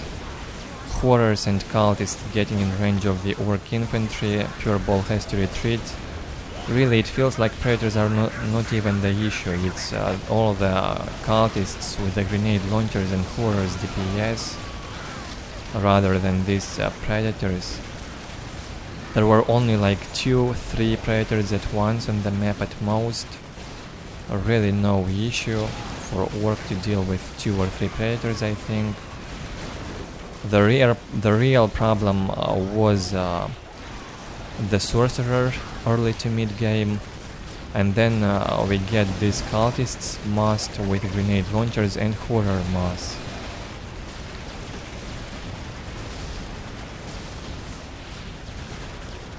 Predators not a key unit in this game.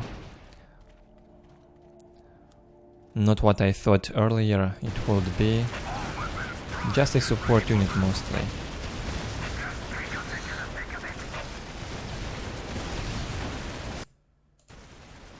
No 6 predators at once in this game, although Korbah can afford that. I think at least he could. When he was floating almost 1000 requisition, could have built a second machine pit and maybe have 4 or 5 predators by now, not 2. And 4 or 5 predators would have been unstoppable.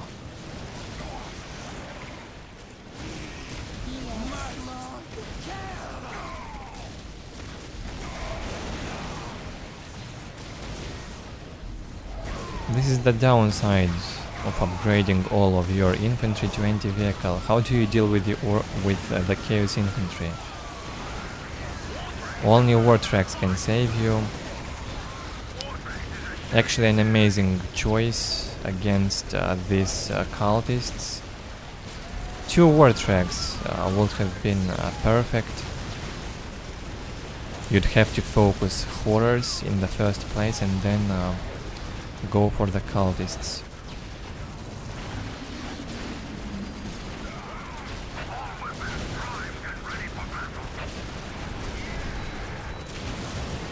Bunch of rockets on these boys again.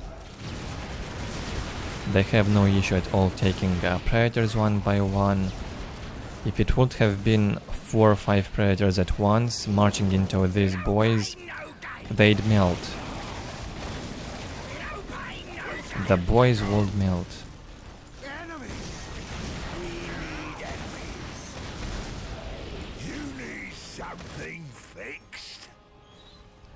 91 to 60 income on PuReBall. He's still got some LP1s in the base. He's got the LP2s on the outer points. The relic was destroyed. Inside the base, 3 LP1s, now extremely decayed. We're into the 30th minute already in this game. What a sick game.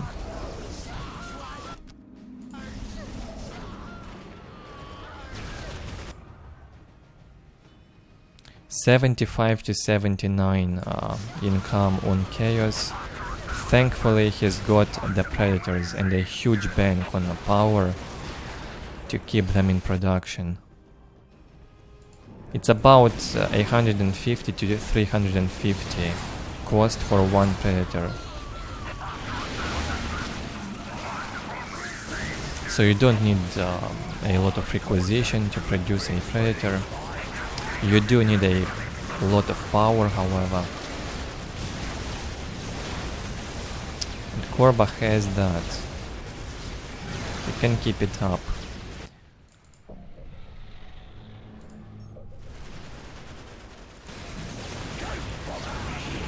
I'm working on something true answer. Where's the target? Where to? Still time to operate! What is it? Sod off!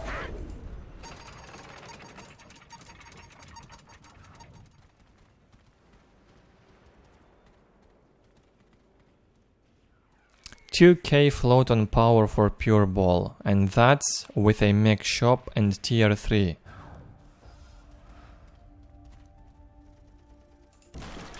Well, no comment. I have said it already so many times. Feels like it's useless to point it out again. Where are those killer cans? There's so much room for the killer cans to roam around Meeting of Minds, do harass into the Chaos base or chase into the Predators, tank into them and take them down. No such thing was done by PuReBall.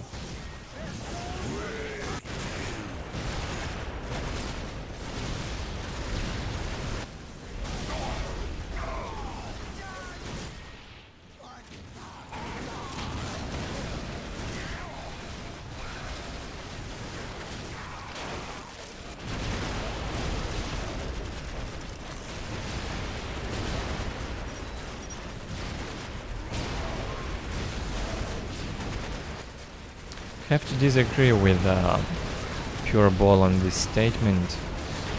I think he could have done a lot better as Orks definitely do have the options to stop tier 2 Chaos. Not even tier 3, this is tier 2.5 Chaos. And it's a tier 3 on Ork. Over-invested into the boys, which are not very efficient, not cost effective.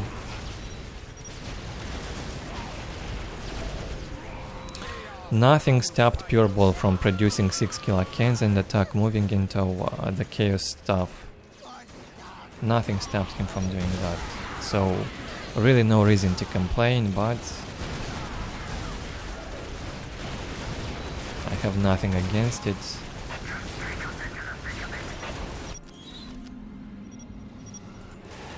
GG gets called by PuReBall at least. Acknowledges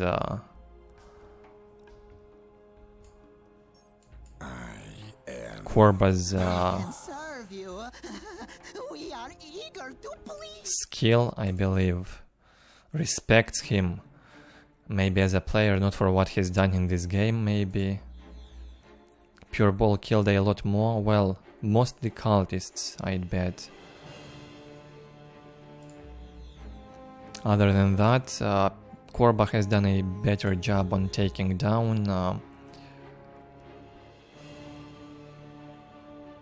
the Ork buildings. In mid to late game, some key buildings have been destroyed.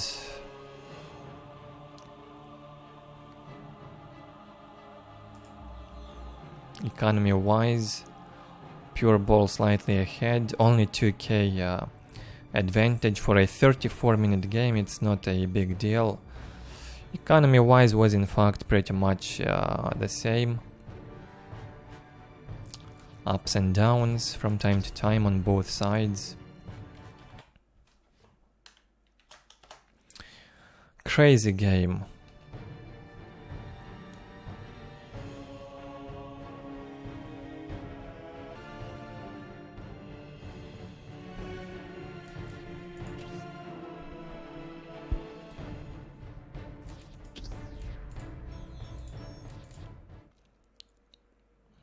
Going into game 6, this is gonna be Silverstar versus Charlie on Blood River.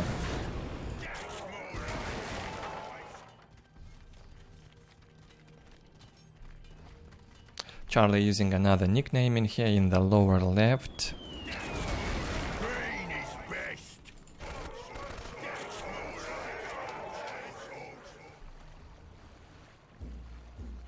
We'll get to the river point first. And in the top right, it's TE Silverstar. We've seen at least one game, I think, from this player also. Here to serve.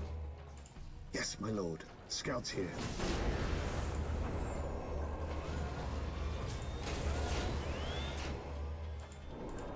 Yes, my lord. Yes, Lord. Here to serve. Scouts here. 4 squads of scouts. Scouts here. Noticeable thing on the Space Marine players, most of them would go for this 4 scout opening, no matter the matchup or the map. That was the thing back in vanilla, because the scouts were more powerful.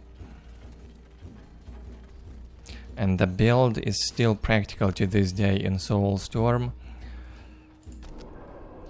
because of scouts' potential. They can take you the map fast, either that, and if you do not want a fast map control, you can try to harass with a squad or 2, distract your opponent and keep him at home. While the enemies of the Emperor still draw breath. 4 scouts into the first commander, no generator obviously. For the start, what to do with this build is build listening posts, that's all you can afford. Charlie is not getting out of the base, he knows, probably knows what Silverstar is doing, expecting and preparing for an all-in from the Space Marine. Yeah, that's for sure. 2 war banners already up for Charlie, 2 squads of shooter boys, 2 squads of slugger boys, and a big mech. That's a lot of boys. From Silverstar, the all-in is being played out. Full investment into infantry, early game, no generator. The second squad of tactical Space Marines is on its way. Will the players be fighting each other though? That is the big question. Charlie sends all of his infantry towards the Space Marines base. Huge mass of Orks. Reinforced in 3 minutes. Even the Gretchens will join in here. They can tie up 2 squads of scouts if need be. And as we know, the scouts deal a lot of damage to Orks. Gretchens in here will be great at either fighting the scouts or building the LPs on enemy strategic points in case Charlie will capture them. Yes, my lord. Their Silverstar goes in from behind, trying to surround the Orks, and he may actually succeed with this plan. Charlie surrounds the first commander, trying to kill it quick. A micro mistake in here from Silverstar. Mismanagement on the first commander, losing so much HP in exchange for 0 HP on the mech. However, Silverstar is killing a lot of boys. A lot of Ork boys getting slaughtered. At your command. Scouts awaiting orders. What is it? What do you want?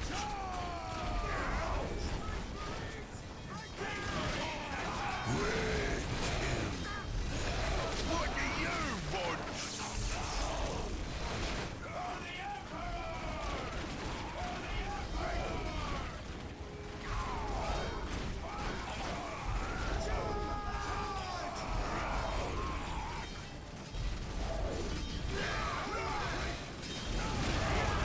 A bit of a mess from Charlie in this fight. He split badly. The squad of shooter boys probably forgot about it. Loses way too many boys in this fight.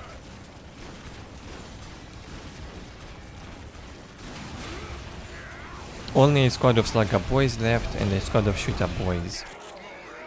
2 squads of Gretchens dead that were fully reinforced. The LP is down at home. Very painful fight for Charlie.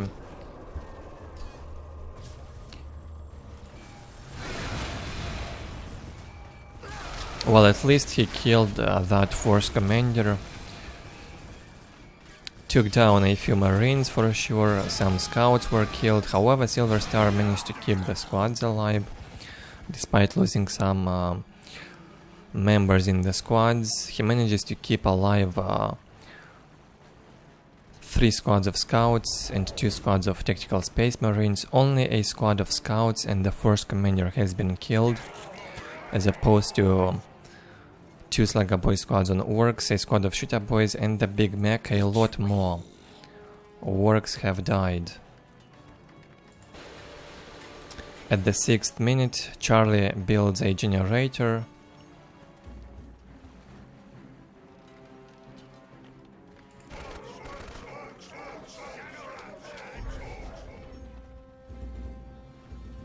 Probably cannot even afford a new mech.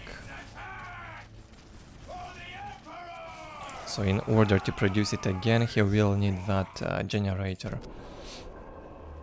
Same from Silverstar, he has 1 gen up. Commander, if I'm not mistaken, costs about 90 power here in vanilla, not 50. So you can only afford 1 force commander from the initial 100 power.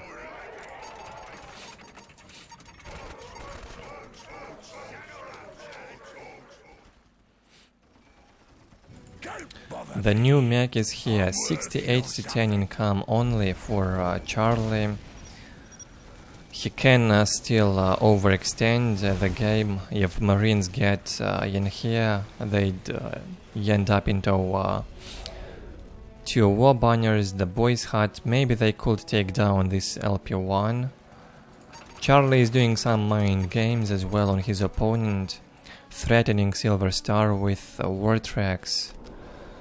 As a result, Silverstar is taking caution and goes all the way back close to his base. Armory was placed.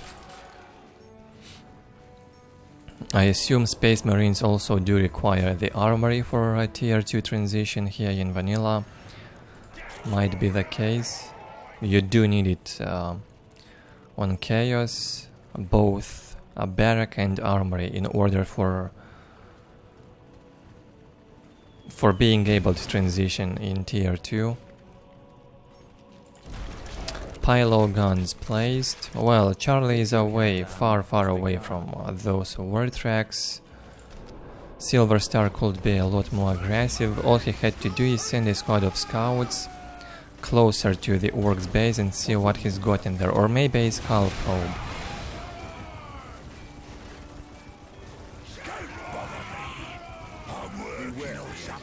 Don't get fooled by your opponents. It can also be a nice sneaky tactic from your opponent,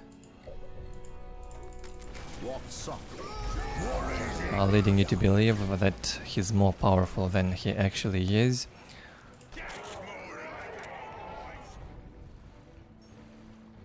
Charlie slowly recovering his forces, getting his initial amount of units back online. 2 squads of slugger boys, 2 squads of shooter boys, except this time they will be equipped with big shooters. We stand ready. Scouts awaiting orders. Yes, my lord. He who stands with me shall be my brother. On alert, brothers. The enemy must be nearby. Fear denies faith. Yes, my lord. Scouts in position. What is it? What is it? Where's the fight? What's it? What's it? Where's the fighting? Heavy bolters being equipped by Silverstar, prioritizing heavy bolters over a tier 2 transition. He probably knows Charlie is actually sitting on low income. No way he is close to the war tracks yet, so Silverstar is not rushing with the missile launchers. However, I see that he hit tier 2, so he can equip the missile launchers. He would need to make one more squad or research the heavy weapon increase for the tactical marines. However, if he wants to equip missile launchers, Charlie decides to go in and engage, sends all of his forces, tying up those marines, even with the Gretchens once again. Well, Gretchens are a good choice to tie up the scouts with sniper rifles. Actually a good usage, very good usage for the Gretchens and even Bone Singers. These builders can tie up stuff, as well as the Tech Priest in Winter Assault and later on.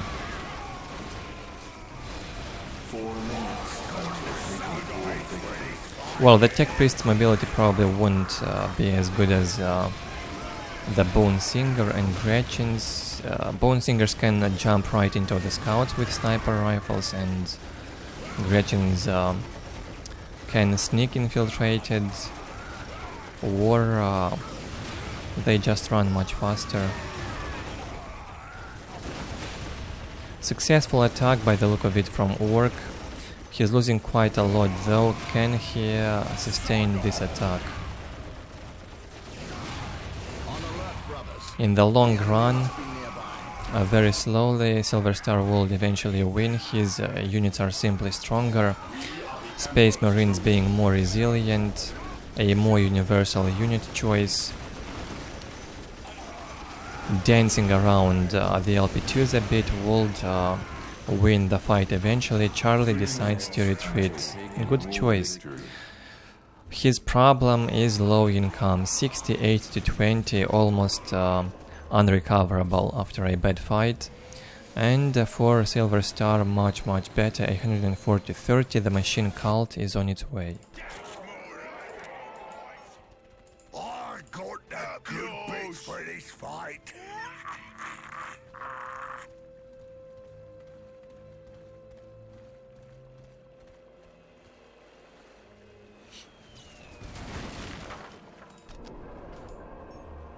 Fear denies faith. Beware the alien, the mutant, the heretic.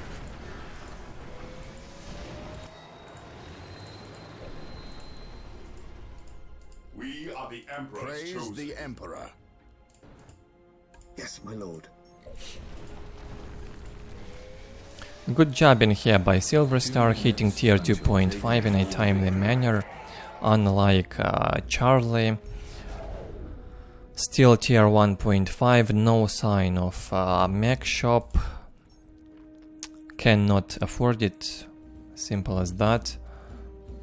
I think he can build it, but by the time it will be finished and the war track will be out, Silverstar probably will have missile launchers ready and maybe some dreadnoughts. Well, Charlie is dead, you may have realized. Sod off. Really obvious by now. Economy way too low. What do you want? And the boys certainly will not... We are the Emperor's chosen. Victory countdown has begun. The boys will not stand a chance in the next encounter with the Marines. Way too many heavy bolters in there, a decent anti-infantry. And here comes the Hellfire Dreadnought also with a very good accuracy. DPS also pretty good. No disruption from that missile launcher, but the DPS and accuracy are very much acceptable. So I'd say it's still a good unit in Dawn of War Vanilla even, thanks to its accuracy. The standard Dreadnought's definitely better, however, when you think of their added weapons also and their close combat strength and like double the HP of a Hellfire Dreadnought, even something like that, a much better choice. GG gets called by Charlie, a pretty one-sided match in fact. After the initial bad fight from Charlie, a desperate all-in, he fails. Failed at the start, not the best management of the units. Well, at least he's not flaming in this game, he's not using his main account. Probably thought he will never be caught, but it's really easy to figure out when you look at his color scheme and his playstyle. It tells us everything we need to know. And this is a victory for Silverstar. Well done, Space Marines.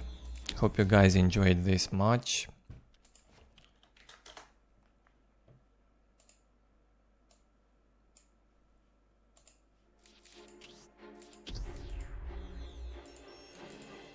Running into game 7. It's gonna be Hunk on the right hand side on Fallen City versus Luremaster. A new name in the series again. No idea if it's a Smurf. I'd bet he is not.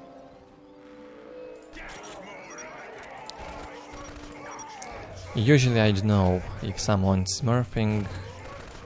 They get usually spotted on the forums by other viewers and players, so I make a note in the file name, so I know who is playing against who. In this case, Lur seems to be the main player in here, not smurfing. Just a new name for us. Into the Expert Clash series. What is your wish? In the left hand side, Eldar producing 2 squads of Guardians, doing a standard build. 2 Bone Singers, Aspect Portal, Generator. And the Warp Spiders are here first, before the Farseer. With the Warp Spider squad out, you cannot afford the Farseer. Okay, I see that Lure actually prioritizes it over a Listening Shrine. In Dawn of War Vanilla, the Listening Shrines also cost 80 requisition, as cheap as ever. The cheapest listening post basically in the game. I am not sure again how Relic justified the cost on this listening post, why so cheap. Guardian squad ready. LP2 being cheaper maybe would be justified, like 90 to 70, simply because the damage it deals is not as high as on other factions.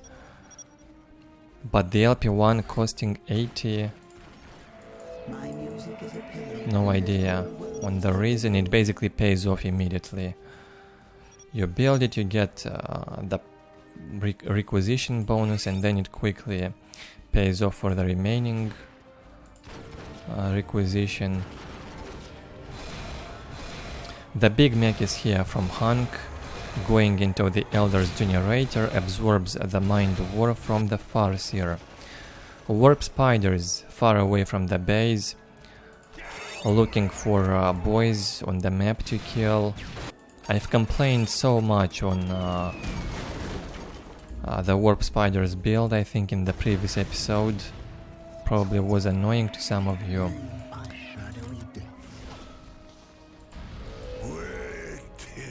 But I really still think Warp Spiders are not a wise choice against Orks. They are only good in this matchup until the nob leaders appear on the boys. That's it. Later on, there are much better options on the Eldar. Even the upgraded Guardians would be better, I think. Upgraded Guardians, Dark Reapers, Platforms Mass. It's more cost effective in my opinion, as opposed to Warp Spiders, which die like flies and will cost you a ton of money. What is it? I got the good bits for this fight. The mech being forced out of the Eldar's base, he took down the generator at the cost of some HP. Well, he can regenerate and then be attached to some boys. No issue at all if the mech loses some HP. Still above half HP. Lure transitioning to tier 2 very quickly, even with 2 squads of Warp Spiders and the Farseer out, he manages to build the shrine before the 5th minute hits the mark. And same being done by Hunk. He is building the mech shop already. Very fast tech from both sides. Lure only saw the mech from Hunk, so he knows it's probably some tech game in there from Ork. No threat early. Another Mind War slows down that mech, drops his HP more and more. What do you know of war? We live to move. You need something fixed. All Eldar must answer the call. And there goes the 3rd generator from Lure, recovering his income on power. Not so good on requisition. No LP2s whatsoever. Trying to get critical locations instead. Owning 3 critical locations, almost as good as having 3 LP2s. Plus they provide you with vision.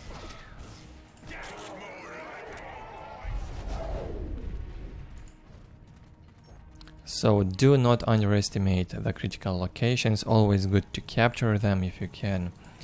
A war truck is out, the 2nd one is here, and probably a 3rd one will follow.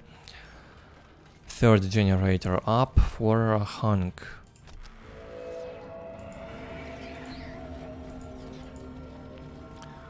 Sending these war trucks into the Warp Spiders. Hunk, however, will not chase the Warp Spiders. Instead, he will deal the damage on those units which cannot run away from the war trucks. Deal that economy damage. Into the Eldar's base in here, a squad of Gretchens was sent by Hunk to scout. 2 generators down, very quick. He saw the 3rd one, but will not take it down, and now he also found the support portal.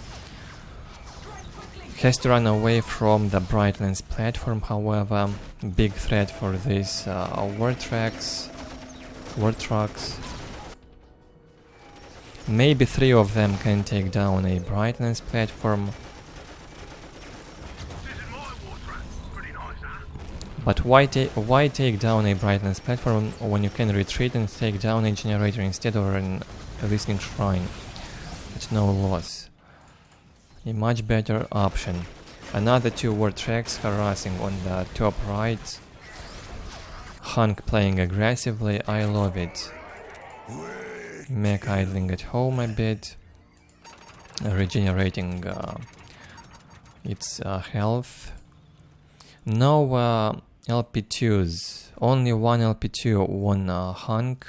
This one is upgraded, 92 to 50. Has enough to transition into tier 3, but he needs 1 more banner if he wants to. Can't just yet. Okay, he will be able once this is finished. Is the tier 3 transition wise, however? Is it gonna be worth it? Will he even go for it? Still floating.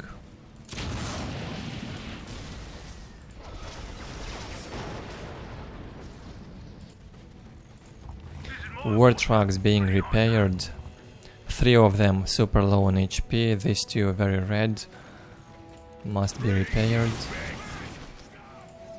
Well done in fact by Hunk, sending them back home instead of just leaving them, giving up on them on the battlefield. Strategic mindset. With this economy you do need to think on the costs.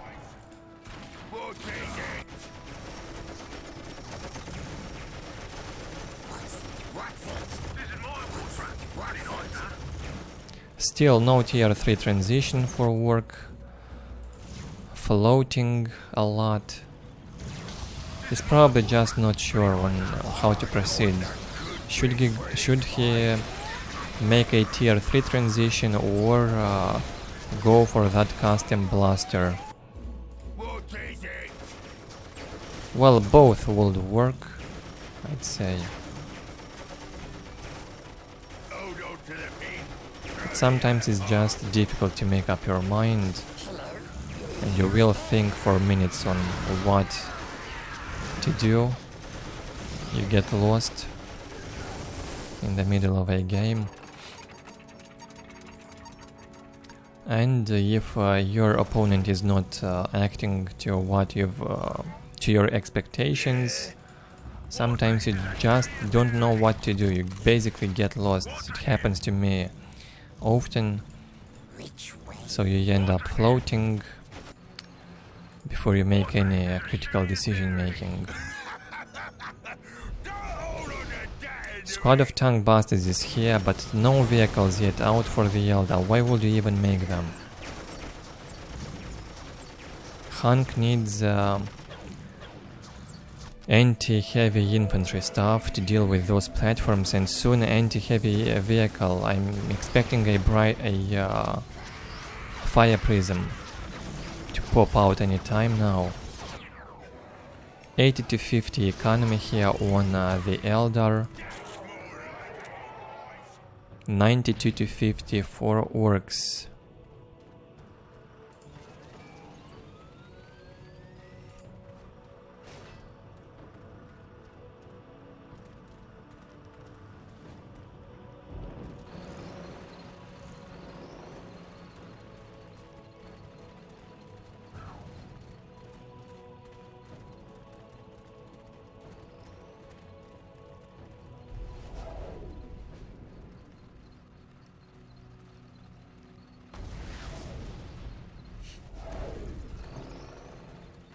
The fire prism is here from Lure.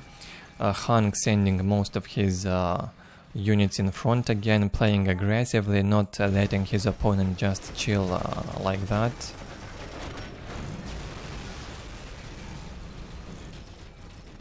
Point us at the tanks.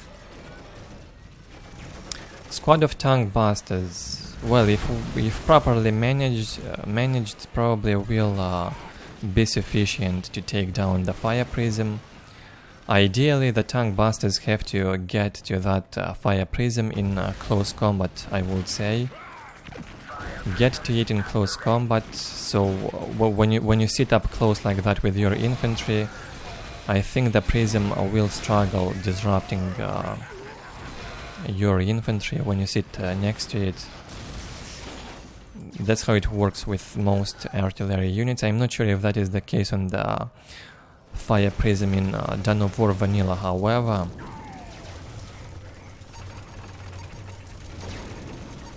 I didn't notice any disruption when the boys were sitting next to it in this game. Probably depends on how the Eldar is using the focus also. We are here to fulfill our duty.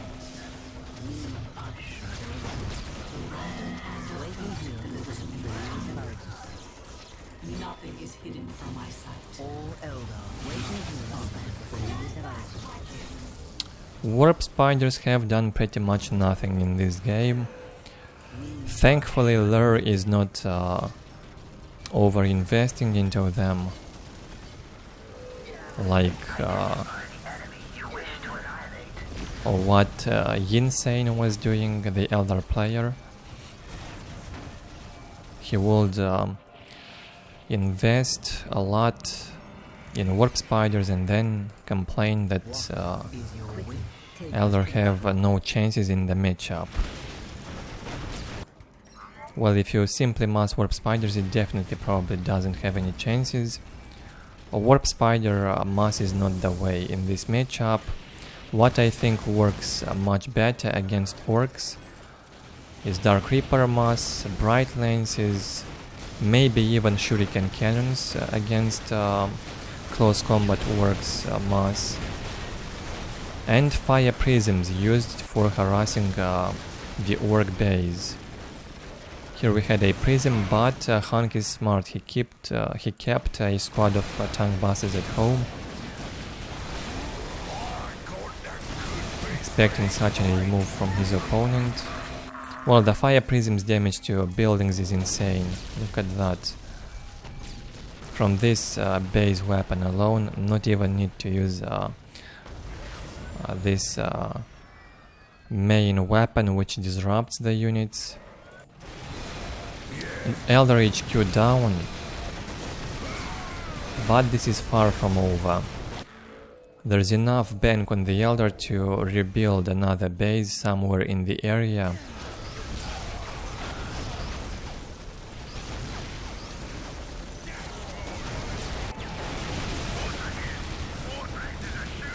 Soul Shrine goes down, not a big loss, something I've emphasized in one of the previous games. The cheapest tier 2 and armory combined, 2 in 1 basically, 140 to 40 cost. This is unacceptable. I have played yesterday a game on the Eldar just to remind what's this faction all about. I mean, I knew it was cheap, but I have it fresh in my mind now. 140 requisition to 40 power cost for both armory and tier 2 transition. This is nuts crazy. You can build 2 of them or 3 if you want to upgrade simultaneously and also transition to tier 3 from it. Some German chat in here, crazy base trades. The Ork is winning this base trade for now, I'd say. He's only got one problem, almost no map control, and only one banner up. He's lost all of his work resources, and tech will be expensive to recover. Unlike the Eldar, Ork did not capture these points, didn't even bother to decap them from the Eldar and build. Only 1 point was decapped by Hunk. Too bad.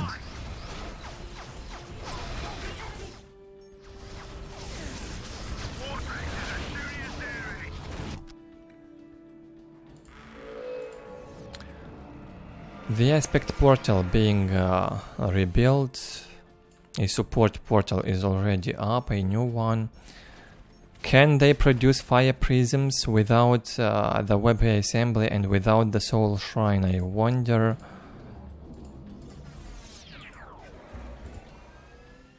Well, the Eldar can build the soul shrine if they wish. I think he can build the HQ right here in this place. Would be safe, perhaps. Depends from what direction the Ork will attack. This position might be good, or somewhere in here.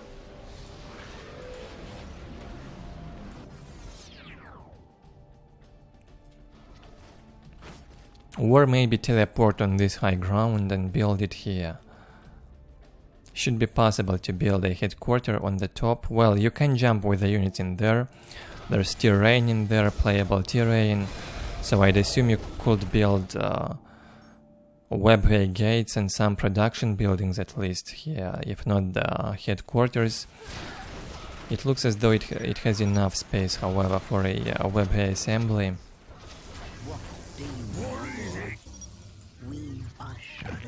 Another fire prism is here, a new one. Apparently it is possible to produce fire prisms without having the HQ and the solar shrine up. Are you kidding me? Basically the ultimate Eldar vehicle, a tier 4 unit in Soulstorm, right? The fire prism. You can do that in vanilla without owning a headquarters and without owning a soul shrine. Or maybe not, maybe it was ordered before those buildings were destroyed. Could be the case, I'm not sure. Well, now the Eldar doesn't have the power to make a new one. Even if it was possible to produce, Eldar will have to rebuild the webway assembly ideally.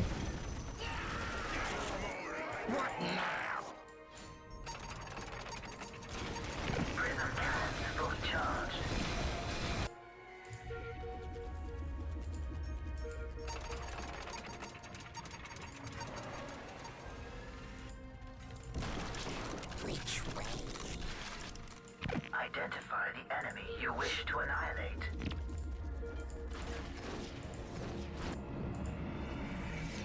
$58-0 income currently on the Eldar, 66-0 for Ork. Slightly better for Ork, not for long now. 61-0. Well, the bank on power is sweet for Hunk. Pretty good. Almost 2k power bank. No mech shop, however. Has to somehow rush for a mech shop and build those war trucks or war tracks. Try to chase Eldar's Bone Singers and remaining infantry on the map. Somehow avoid the fire prisms if possible.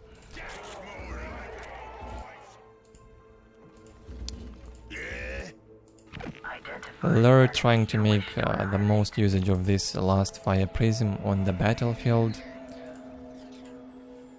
In fact, he may not have another Bone Singer from what I can see.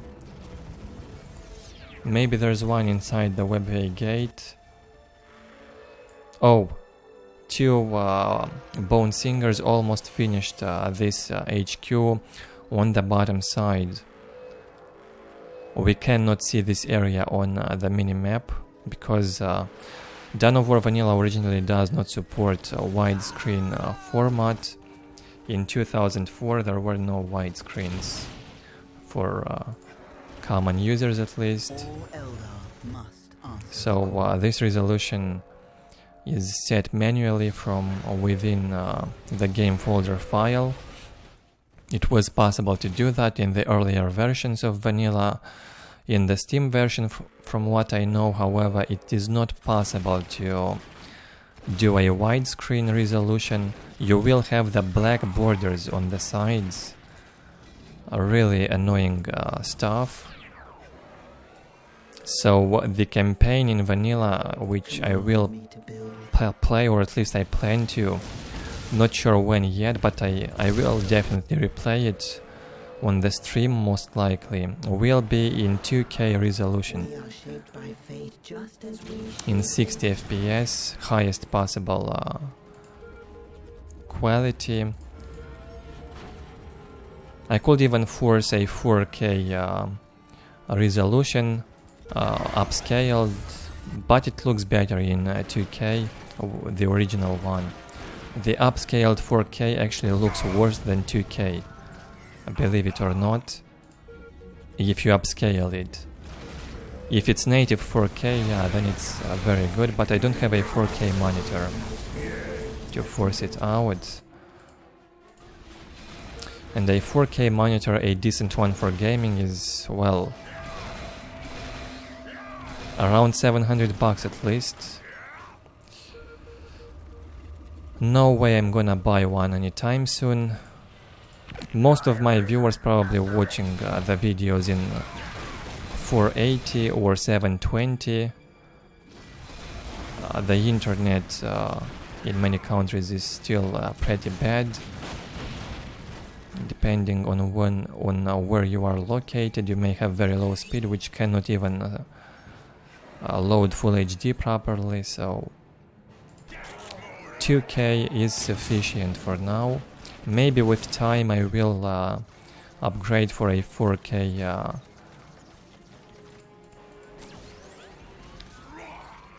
streaming setup. That will be super expensive, however, and not worth it at the moment. Maybe in 3 to 5 years from now it will be worth going for that.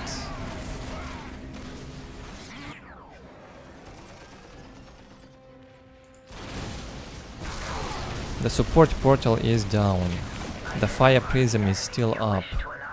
Lure is being very annoying with that fire prisms, I have to admit, keeping it up for all that time.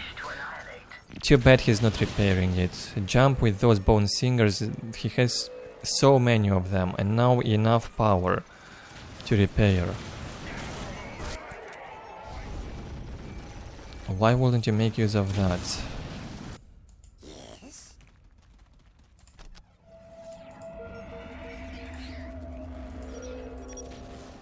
The big generator is up in here, a new aspect portal, and the soul shrine. Hunk says GG, he thinks it's over and he won it. Well, not over just yet. He has a hard time finding the last Eldar buildings, but he probably knows where to look after. There we go. Slugger boys equipped with 3 rockets launchers found the last Eldar outpost, and the remaining work infantry found the webway assembly.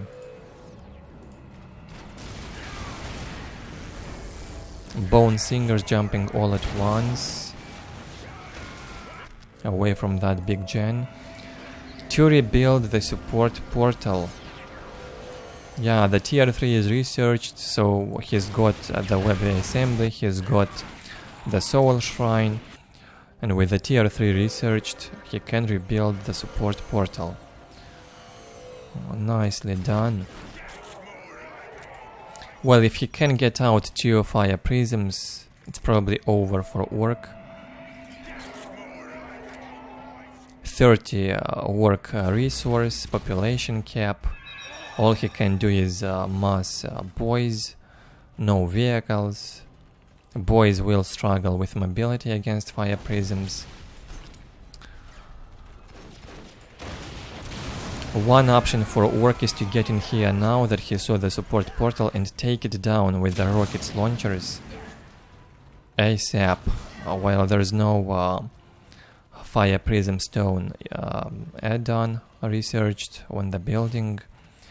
Go in there and take it down. The Farseer is here. Some very long games today in this video. In fact, I'm recording these games over the course of several days. I'm just making a longer video before uploading. We'll compile all these games together, and that will be part 20 for the expert clash.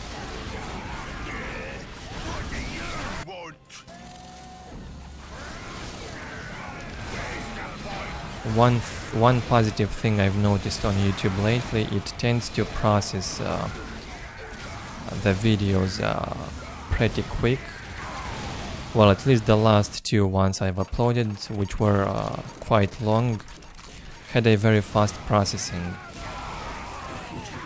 A few months ago it took days to process, and sometimes it failed, so I preferred streaming instead. But slowly YouTube is improving their systems encoders, whatever. It's getting better, slow.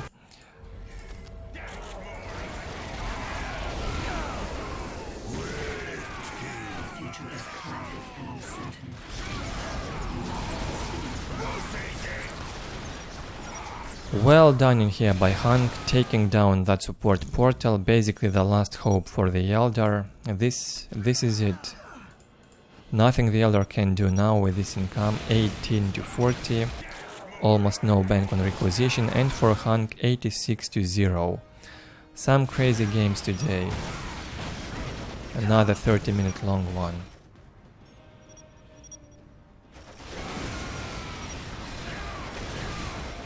GG gets called by both.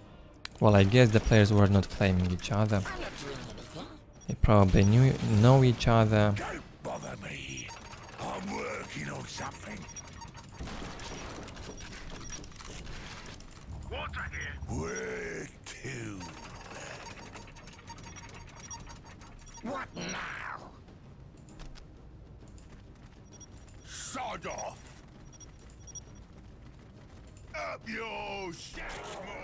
Well done by Hunk, beautiful performance, very aggressive game overall, filled with action, enjoyable stuff, good to see how the player's level increases with each expert clash part. Well, with Winter Assault it will only get better. I cannot promise when I will do any Winter Assault games, but I know for a fact I will cover some replays from Winter Assault. In the past I have covered Dark Crusade 1.2 replays. Hundreds if not thousands of Soulstorm replays are on both of my channels, so time for some Vanilla and Winter Assault next. In case you're wondering why I do this, getting familiar with the older players, older meta, keep it up in YouTube. So whoever is interested, whoever is coming back for a nostalgic trip, they can enjoy these videos.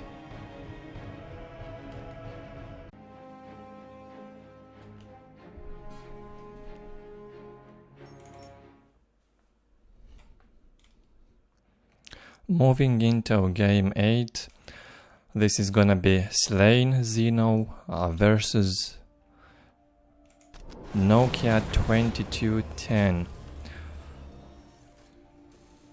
New name for us might be a Smurf. Well, the color scheme is familiar to me, but we won't know for sure who it is. In the right hand side, Chaotic, this is Sleign, the Chaos player we have watched a lot in the previous Expert Clash parts.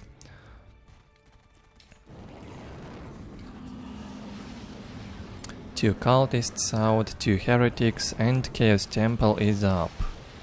No generator for now. If Space Marine does an all-in even with the scouts alone, it could be way too much. If you open with a generator, you might not be able to stop the scouts alone. Yes, master.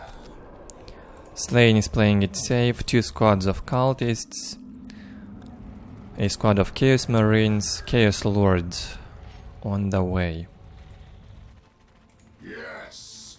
We'll use the squad of Chaos Marines to capture the middle strategic point on the right hand side. From Nokia, 4 scouts, that's right. A very fast map control, no harass from the Space Marine player. 4 scouts and the force commander is out. This day shall be a glorious one for the Imperium. My life is forfeit. The Chaos Marines in here have been reinforced nicely in case a squad of tactical marines or scouts get in here. They will be reinforced and ready to fight. Enemies of the dark gods, beware! Anything A for the poor great heretic powers. in here on 1 HP has to run back to base and stay in there, build generators and stuff maybe in a few minutes from now. No need to keep that one on the battlefield.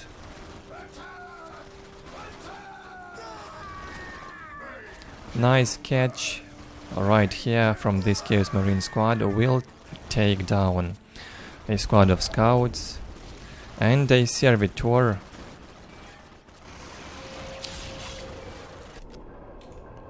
Nokia facing some losses at the top side. He's gonna lose the listening post as well. He will not even bother to get in there and defend. Interesting choice. At your command. 3 squads of scouts left. No generator to research the sniper rifle training. No power to equip them on the scouts. Not gonna happen anytime soon. It feels like Nokia wants to reinforce this raw tier 1 units and go into a fight now while it's not too late. And it's gonna happen in here at the top side of the map.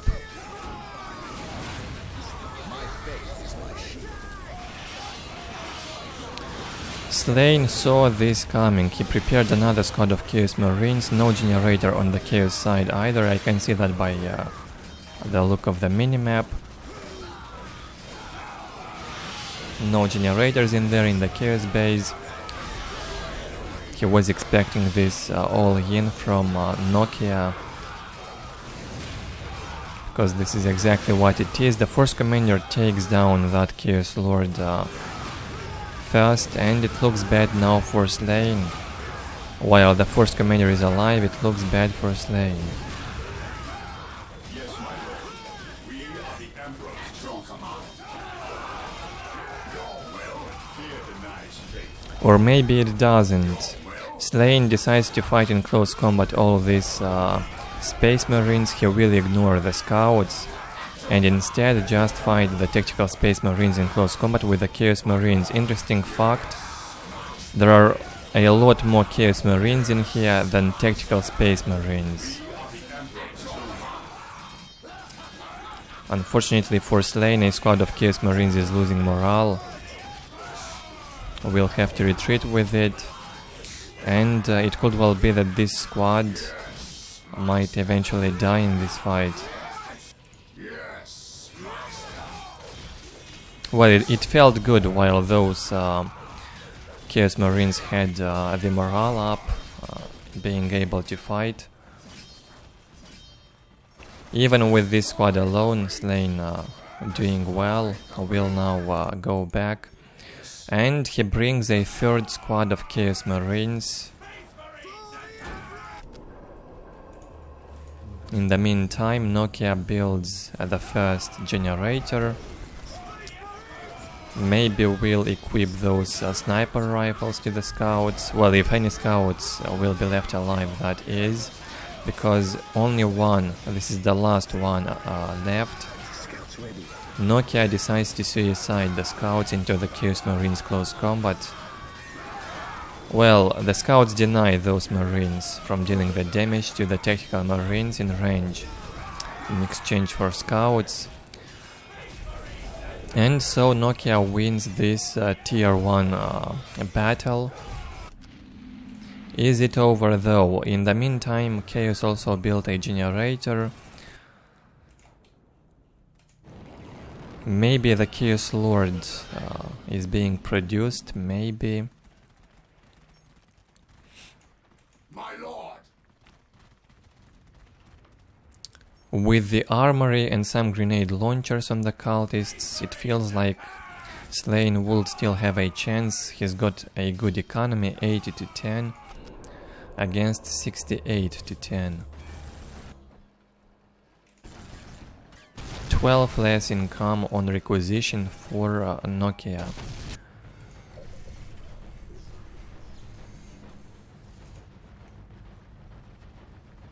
What I do not like on this Space Marine player, he ignored the central strategic point for way too long, sitting like that without a listening post for about 3 to 5 minutes. And same with the relic, only now we're running into the 8th minute, he's building it very late. And he's floating on requisition, as we can see. He had the resources to build those much faster. Scouts in position. Other than that, he did pretty well in the fights. Now with the Chaos Lord in here from Sleign, Nokia will have to retreat. He's got no commander. Well, the commander is a key unit in the fight in Dawn of War 1. The commander alone can handle 1 to 2 squads, either in close combat or tanking the damage into range. Very useful to have it. No force commander from Nokia. Maybe it's getting out now, but feels like it will be too late.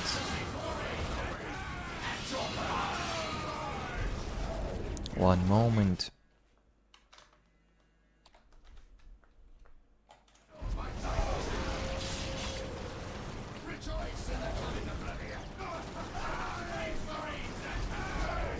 Good engagement in here from Sleign, goes in with the horde of Marines. Finally the force commander shows up from Nokia in here, getting surrounded like that. Very good move in here from Sleign.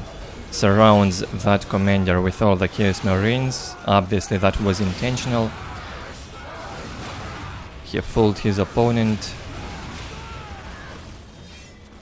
Surrounds the commander, takes it down, and this is the end of it. One mistake like that in the fight will lose you the game.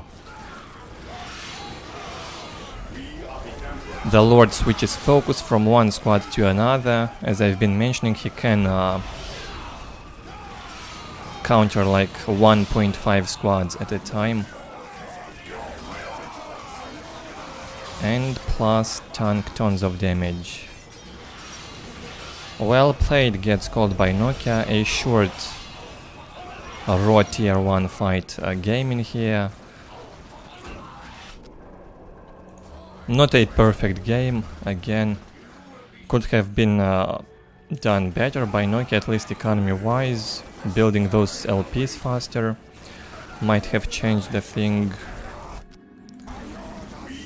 Sleign did very well, however.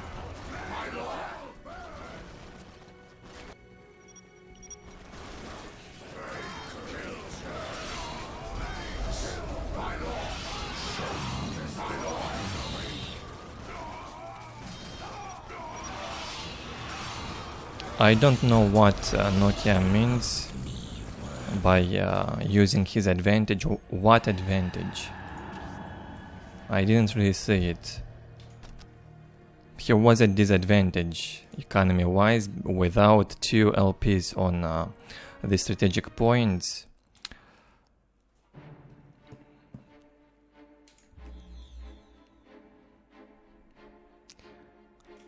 And that played in Slane's favor in the long run.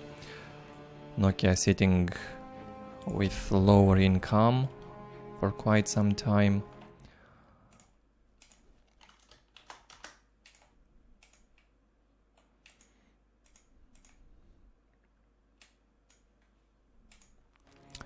Two more games for part 20. Basically 5 to 10 games would be the golden standard for the Expert Clash series for Vanilla and other ones in Winter Assault. Based on the length of the game, I will decide on the amount of games I stream or record. In game 9 we're going to watch PuReBall versus Fear. Second time in this part. Second game for Fear as well as PuReBall, I believe. I am not recording all these games in a single day.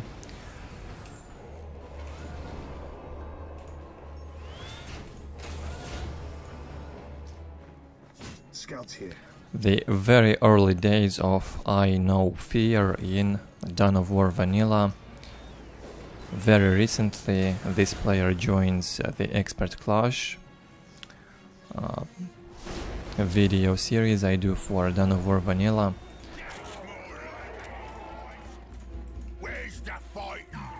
In the past I have done a tribute to veteran for IKn3wFear, one of those solid Space Marine players. Scouts here. Yes, Lord. 3 squads of scouts. Well, it is acceptable. 4 scout probably would be slightly better, but Fear wanted a generator on Meeting of Minds instead of a 4th scout squad. And maybe we'll upgrade 1 or 2 listening posts early. At your command. Do a more defensive opening perhaps. The commander is out. And the big mech is out. For PuReBall, 2 squads of Slugger boys.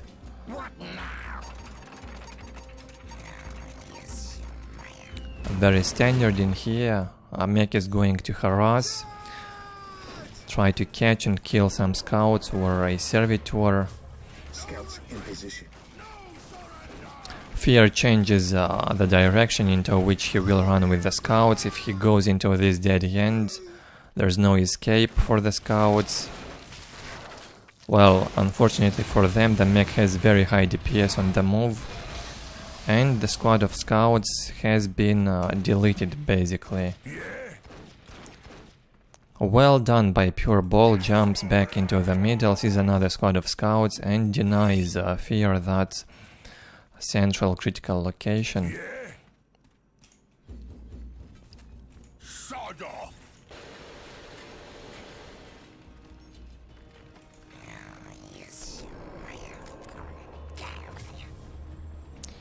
LP2 up on the lower left for Fear.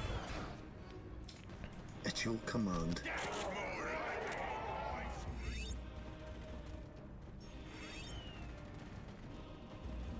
No listening posts have been upgraded yet for PuReBall.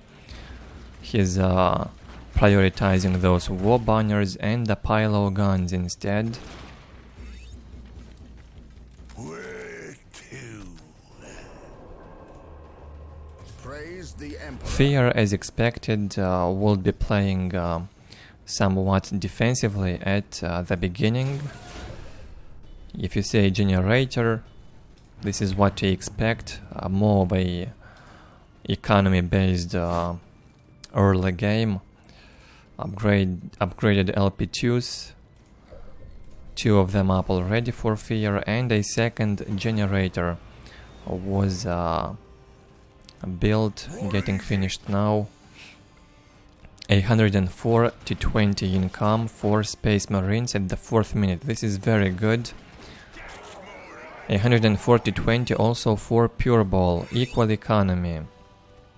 What is it? Equal economy. The mech is still rocking around the map, killing the scouts. Goes where he pleases. And when he feels any danger, he will jump away and retreat. A 3rd squad of Slugger boys was produced. No, a fourth one in fact. And 2 squads of shooter boys.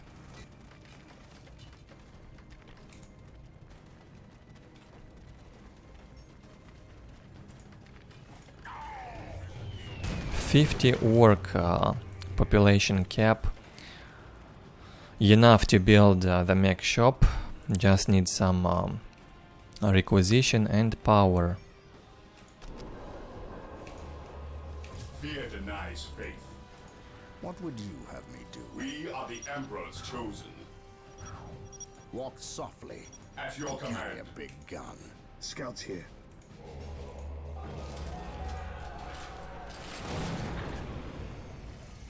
Three more generators were placed by Fear, 2 of them finished, plus 14 common power now, and the 5th is being built. Economy boom stuff, a defensive play. 4 LP2s. Very good. Fear denies faith. Scouts in position. We stand ready. Both players quite passive for now.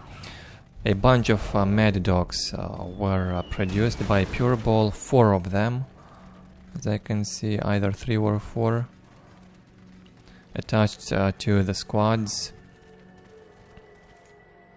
And PuReBall goes into the attack. He is also adding the big shooters on those shooter boys. Slugger boys without weapons for now.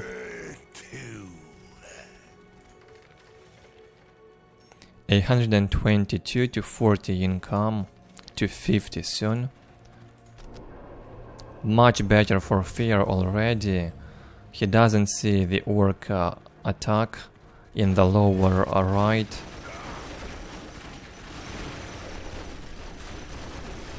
This LP2 is gonna go down, no doubt. Fear will not get here in time to save this listening post. But it was among the first points upgraded, so it paid off anyway. That plus 6 bonus on requisition income for about 5 minutes, I believe. It paid off.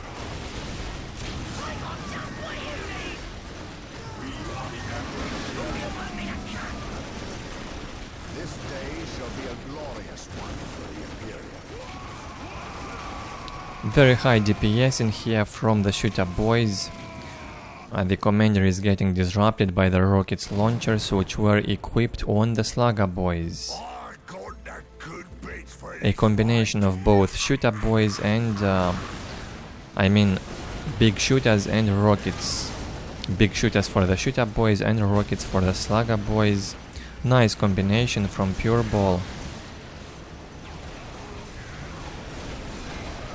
High DPS to everything. Fear is suffering. The commander completely out of position.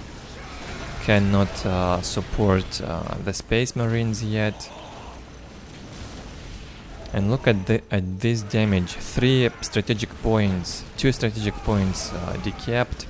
3 LP2s taken down.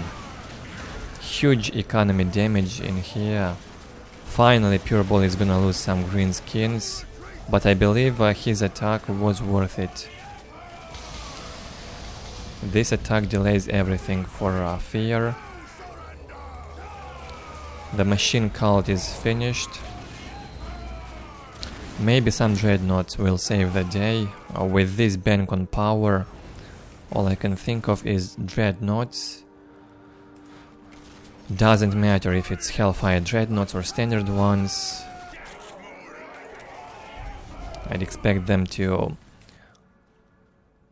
help Fear make a comeback into this game. 122 to 60 income still for PuReBall. No global upgrades were researched. A war track is here and 2 more mad dogs. Tongue busters. That's right, PuReBall knows that the machine cult is up by now, so he has to prepare with some specialized anti-vehicle squads. No missile launchers for the tactical marines. Unfortunately, nothing to stop the war track yet.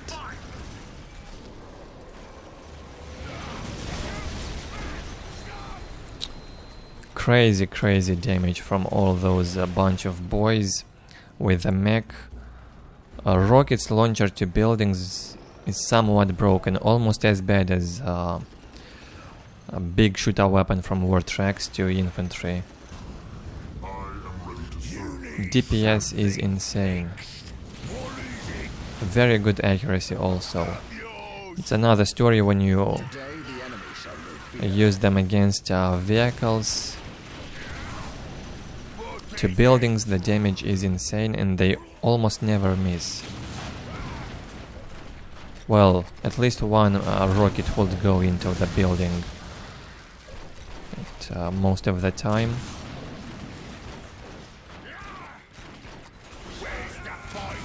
And the damage it deals is very high. A simple dreadnought was produced by Fear. His base still being assaulted by greenskins. Only has one listening post up. Lost a lot of strategic points to the greenskins.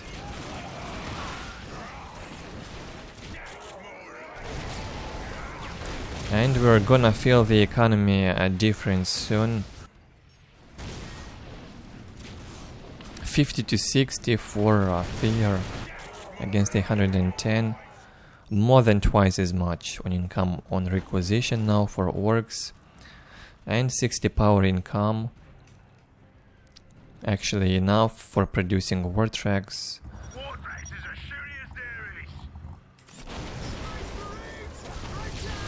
Oh yeah, this is something different Fear did in this game. He'd usually play more aggressively through 4 scouts. This time he decided to go for 3 scouts into economy boom, a bit of a techy game, tier 2.5.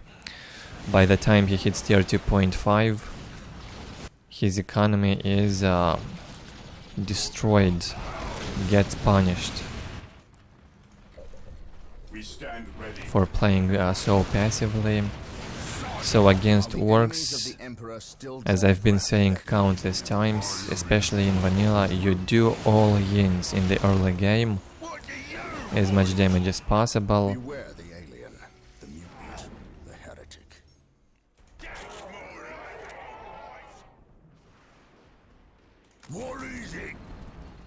PuReBall gathers up his greenskins in numbers again, even more than the previous time. Now he's also added the Storm Boys and 3 war tracks. 3 war tracks equipped with rockets, no big shooters. PuReBall wants to use them against dreadnoughts apparently. I wouldn't say they are good against dreadnoughts. The DPS from these rockets is too low. Ideally you'd use tank busters against vehicles, and better leave those war tracks with the original weapon to take down space marines from a huge distance. Only 2 dreadnoughts from Fear. Probably not enough.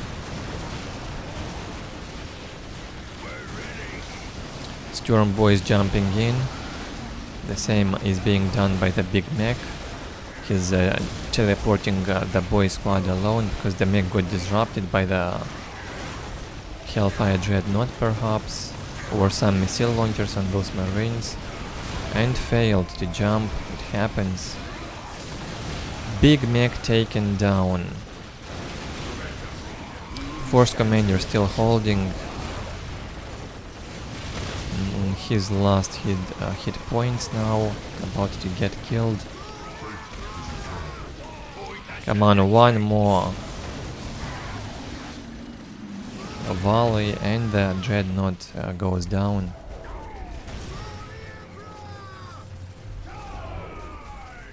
Very good hold still from Fear. 4 tactical marine squads are alive, and even the force commander survived. Imagine 3 forward tracks in this fight with big shooters. No rockets, big shooters. All the marines would have been killed, I think. Victory countdown has begun. Non-stop harass from PuReBall this game, very well played.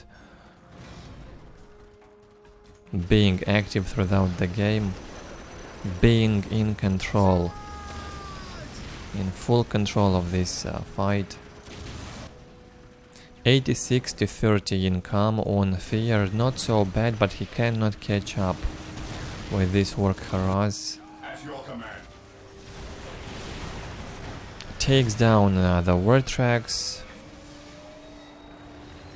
The dreadnoughts have been destroyed earlier in the previous fight. Fear has to build them again.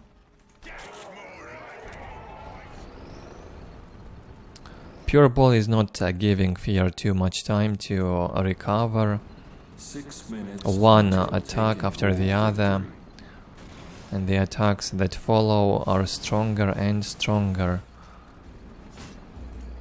Previous time a squad of Storm Boys, this time 2 squads of Storm Boys.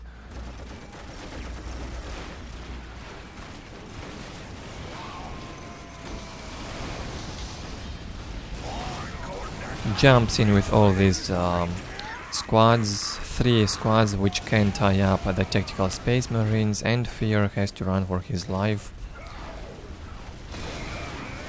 Will that dreadnought save the day? Also very good harass on the sides during this slaughter between each player's infantry. The war tracks are being sent on harass completely in another direction. 5 minutes. Disturbing the Space Marine player. And a squad of Storm Boys as support to decapture the strategic points.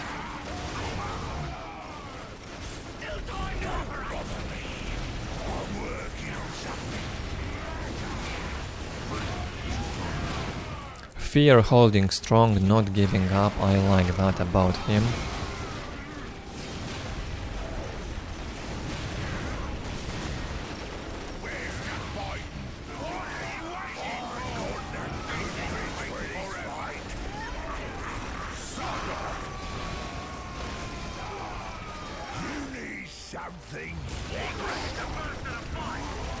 Looks very much like the final assault on the Space Marine base now. Fear cannot stand this. 4 minutes until we can hold victory. We're ready.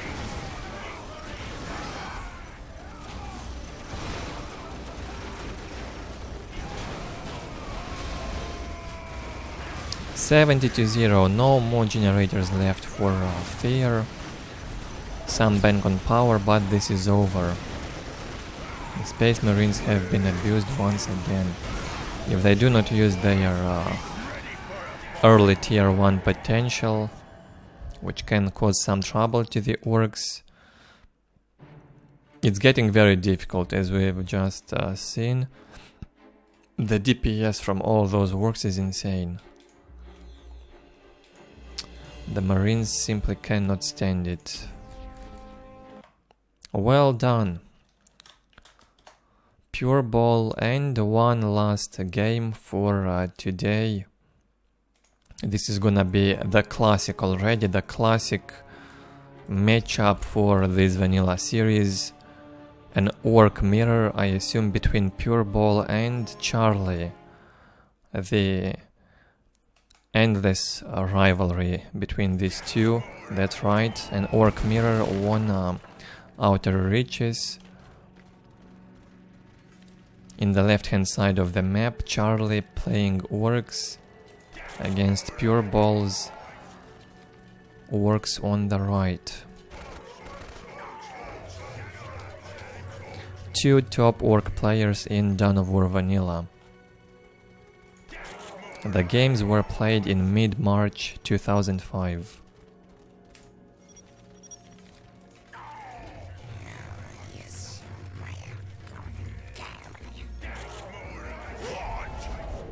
No generator yet from Charlie, only the war banner.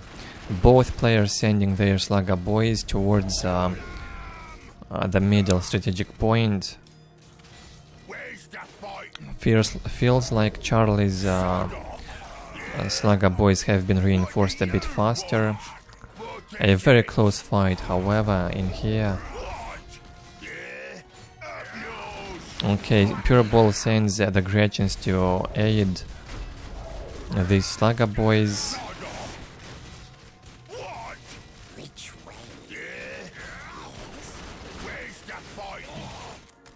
Charlie's mech out. PuReBall's mech out. 2 seconds later, Charlie decides to retreat from this middle position. Not comfortable fighting in there. Well, he's already invested a lot. Can't even afford a generator now. Invested a lot in that skirmish there in the middle. From PuReBall, the generator was built very quickly from the very beginning. I assume this is gonna play in his favor in the long run. Especially if he will take control of this point.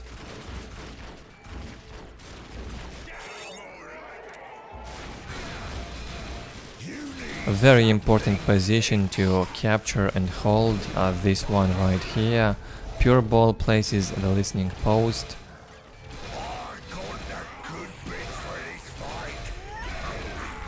PuReBall's infantry loses morale, however.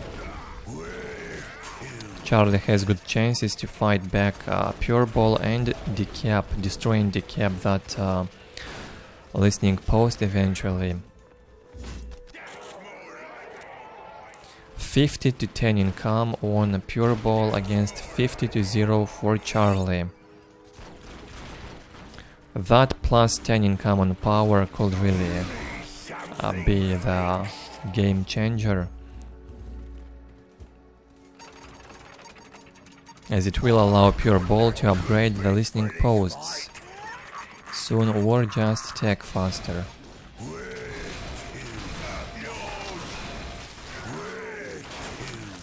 Charlie's mech slightly lower on HP. PuReBall with recovered morale now, and the boys can fight again.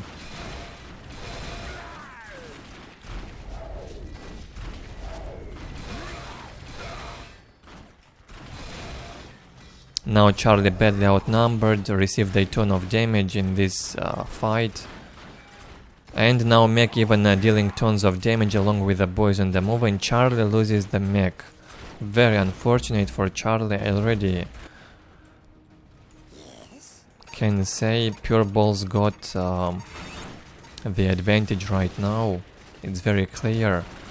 Better economy and the mech is alive, but it's always early to say someone's gonna win or not. Especially in this matchup with all that DPS on the Orks. A bad move from PuReBall could lose him the advantage. A bad micro mistake or overlook on the squad with the mech could lose all that advantage. Still, his economy getting higher fast, thanks to that early generator. Unlike Charlie, it was built a lot later. 68-10 to 20 soon against 80-20. The central listening post upgraded to LP2. Mech is gonna tank into it, absorb all the damage. PuReBall wants to repair and hold this position. The mech is very far away. Even if he would jump in here, it'd probably be too late. And PuReBall won't even bother to save this listening post. Instead, he will go and take down this LP1 from Charlie and maybe even take down that generator in a very risky position built here by Charlie. What now? What is it? Don't bother me. What is it? I'm working on something. What is it? What is it? Where to?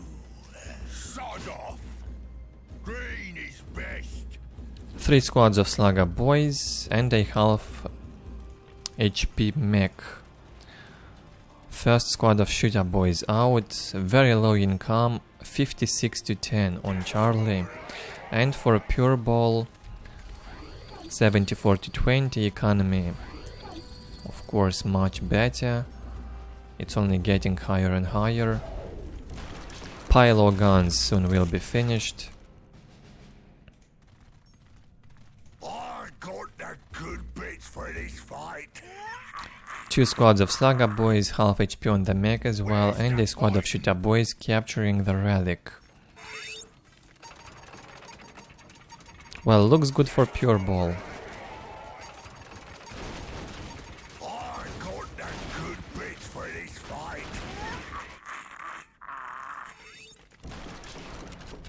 Charlie manages to take the central middle strategic point, builds the pile of guns as he likes it. He'd usually build around the middle point.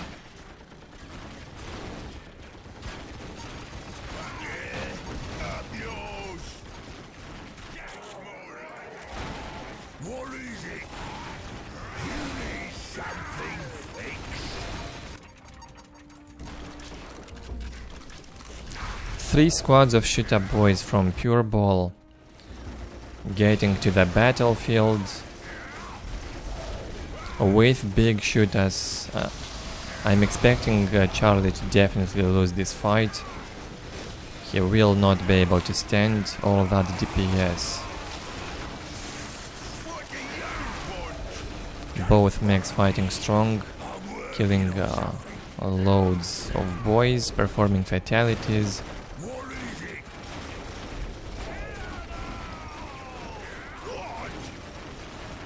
The orange-green skins leading the way now, pushing away the bluish-green skins of Charlie.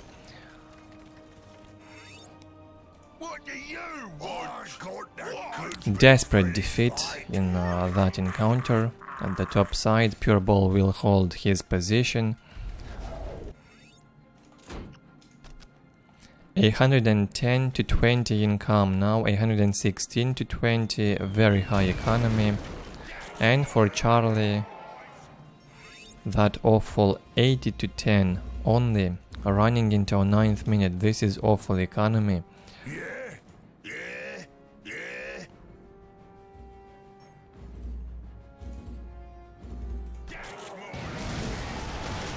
And there goes PuReBall again with rocket launchers equipped on the boys.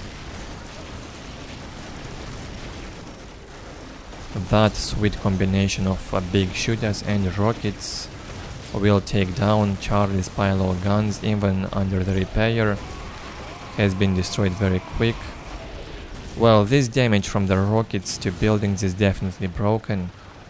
I cannot describe it in other words. Way too high of a DPS, and the range also is too big. No idea how much for a rocket launcher, but it's probably about the same cost as a big shooter. And it's mostly anti-building stuff, not so good against vehicles from what I've noticed. What you can do best with it is taking down your enemy's economy or his tech. 122 to 40 income on PuReBall, 86 to 20 for Charlie. Wants to rebuild the pile of guns in the middle again. Doesn't learn from mistakes. thinks that the pylon guns can really be used as a defensive structure against tank, against the rockets. What is it?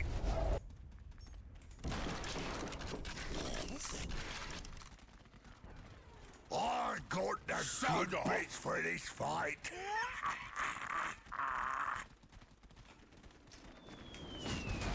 5 squads of infantry, big mech for PuReBall, and the mech is on the mech shop is on the way. The 6th squad of boys is up.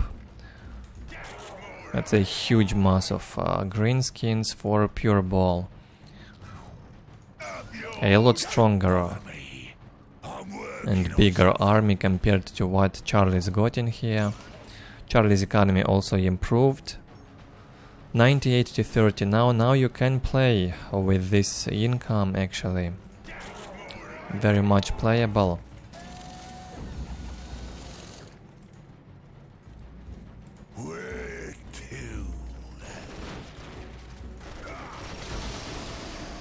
Good decision right here from PuReBall to just jump away, reposition that mech, maybe wait a bit until that squad is done with getting the critical location. Now the jump from Charlie was terrible. Basically jumping into nowhere, he doesn't know what he's doing. Took the risk. Well, he saw the mech shop at least. We'll have to retreat now that the war track is out. Doesn't have the jump on the mech, however, Charlie. So he cannot escape so easily from a bad fight like this one.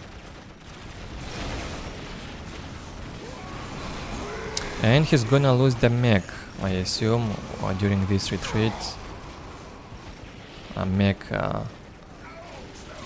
well, almost killed. In the next fight he's gonna die. Even now being targeted by these boys. And there he goes into the ground again. Huge economy advantage now for PuReBall, 154 to 50 against 104 to 30.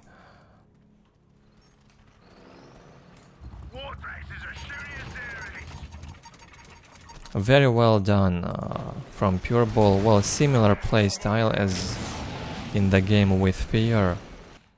Very solid build. Probably the first time I see him playing like that.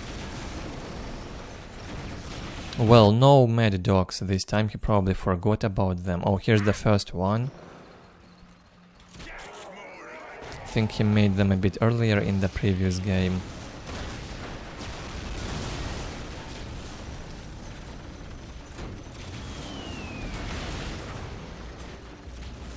Well, PuReBall almost toying with Charlie in this game.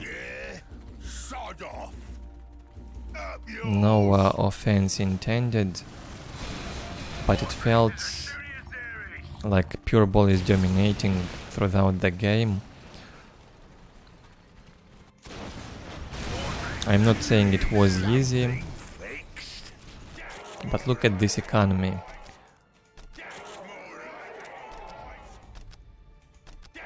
Almost tripled Charlie's economy now, PuReBall.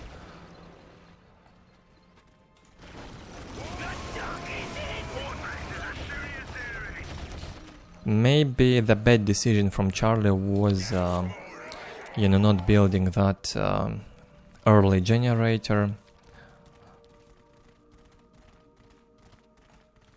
A massive setback in economy.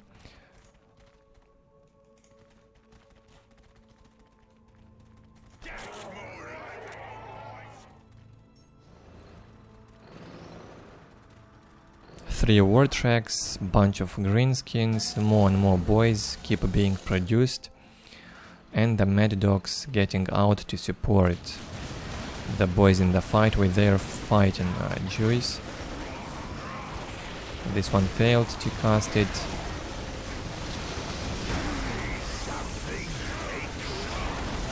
PuReBall goes in towards the middle again.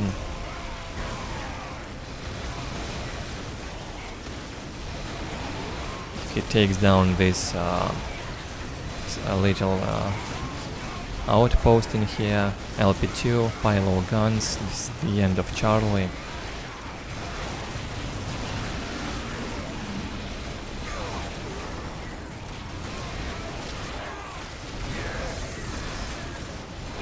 No mad dogs from Charlie, no vehicles.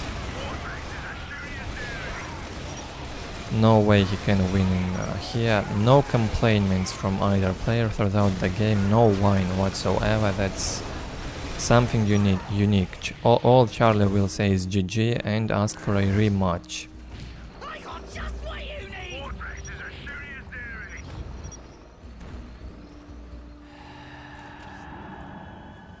Okay, Charlie still is gonna say it. He knows where he messed up. No generator against generator opening, and we see how bad it can get. Over 4,000 economy lead for PuReBall in the end. Hope you guys enjoyed the games today in part 20. If you are new to the channel, do not forget to subscribe. Leave those likes or dislikes and feedback down in the commentary section. I will see you all next time.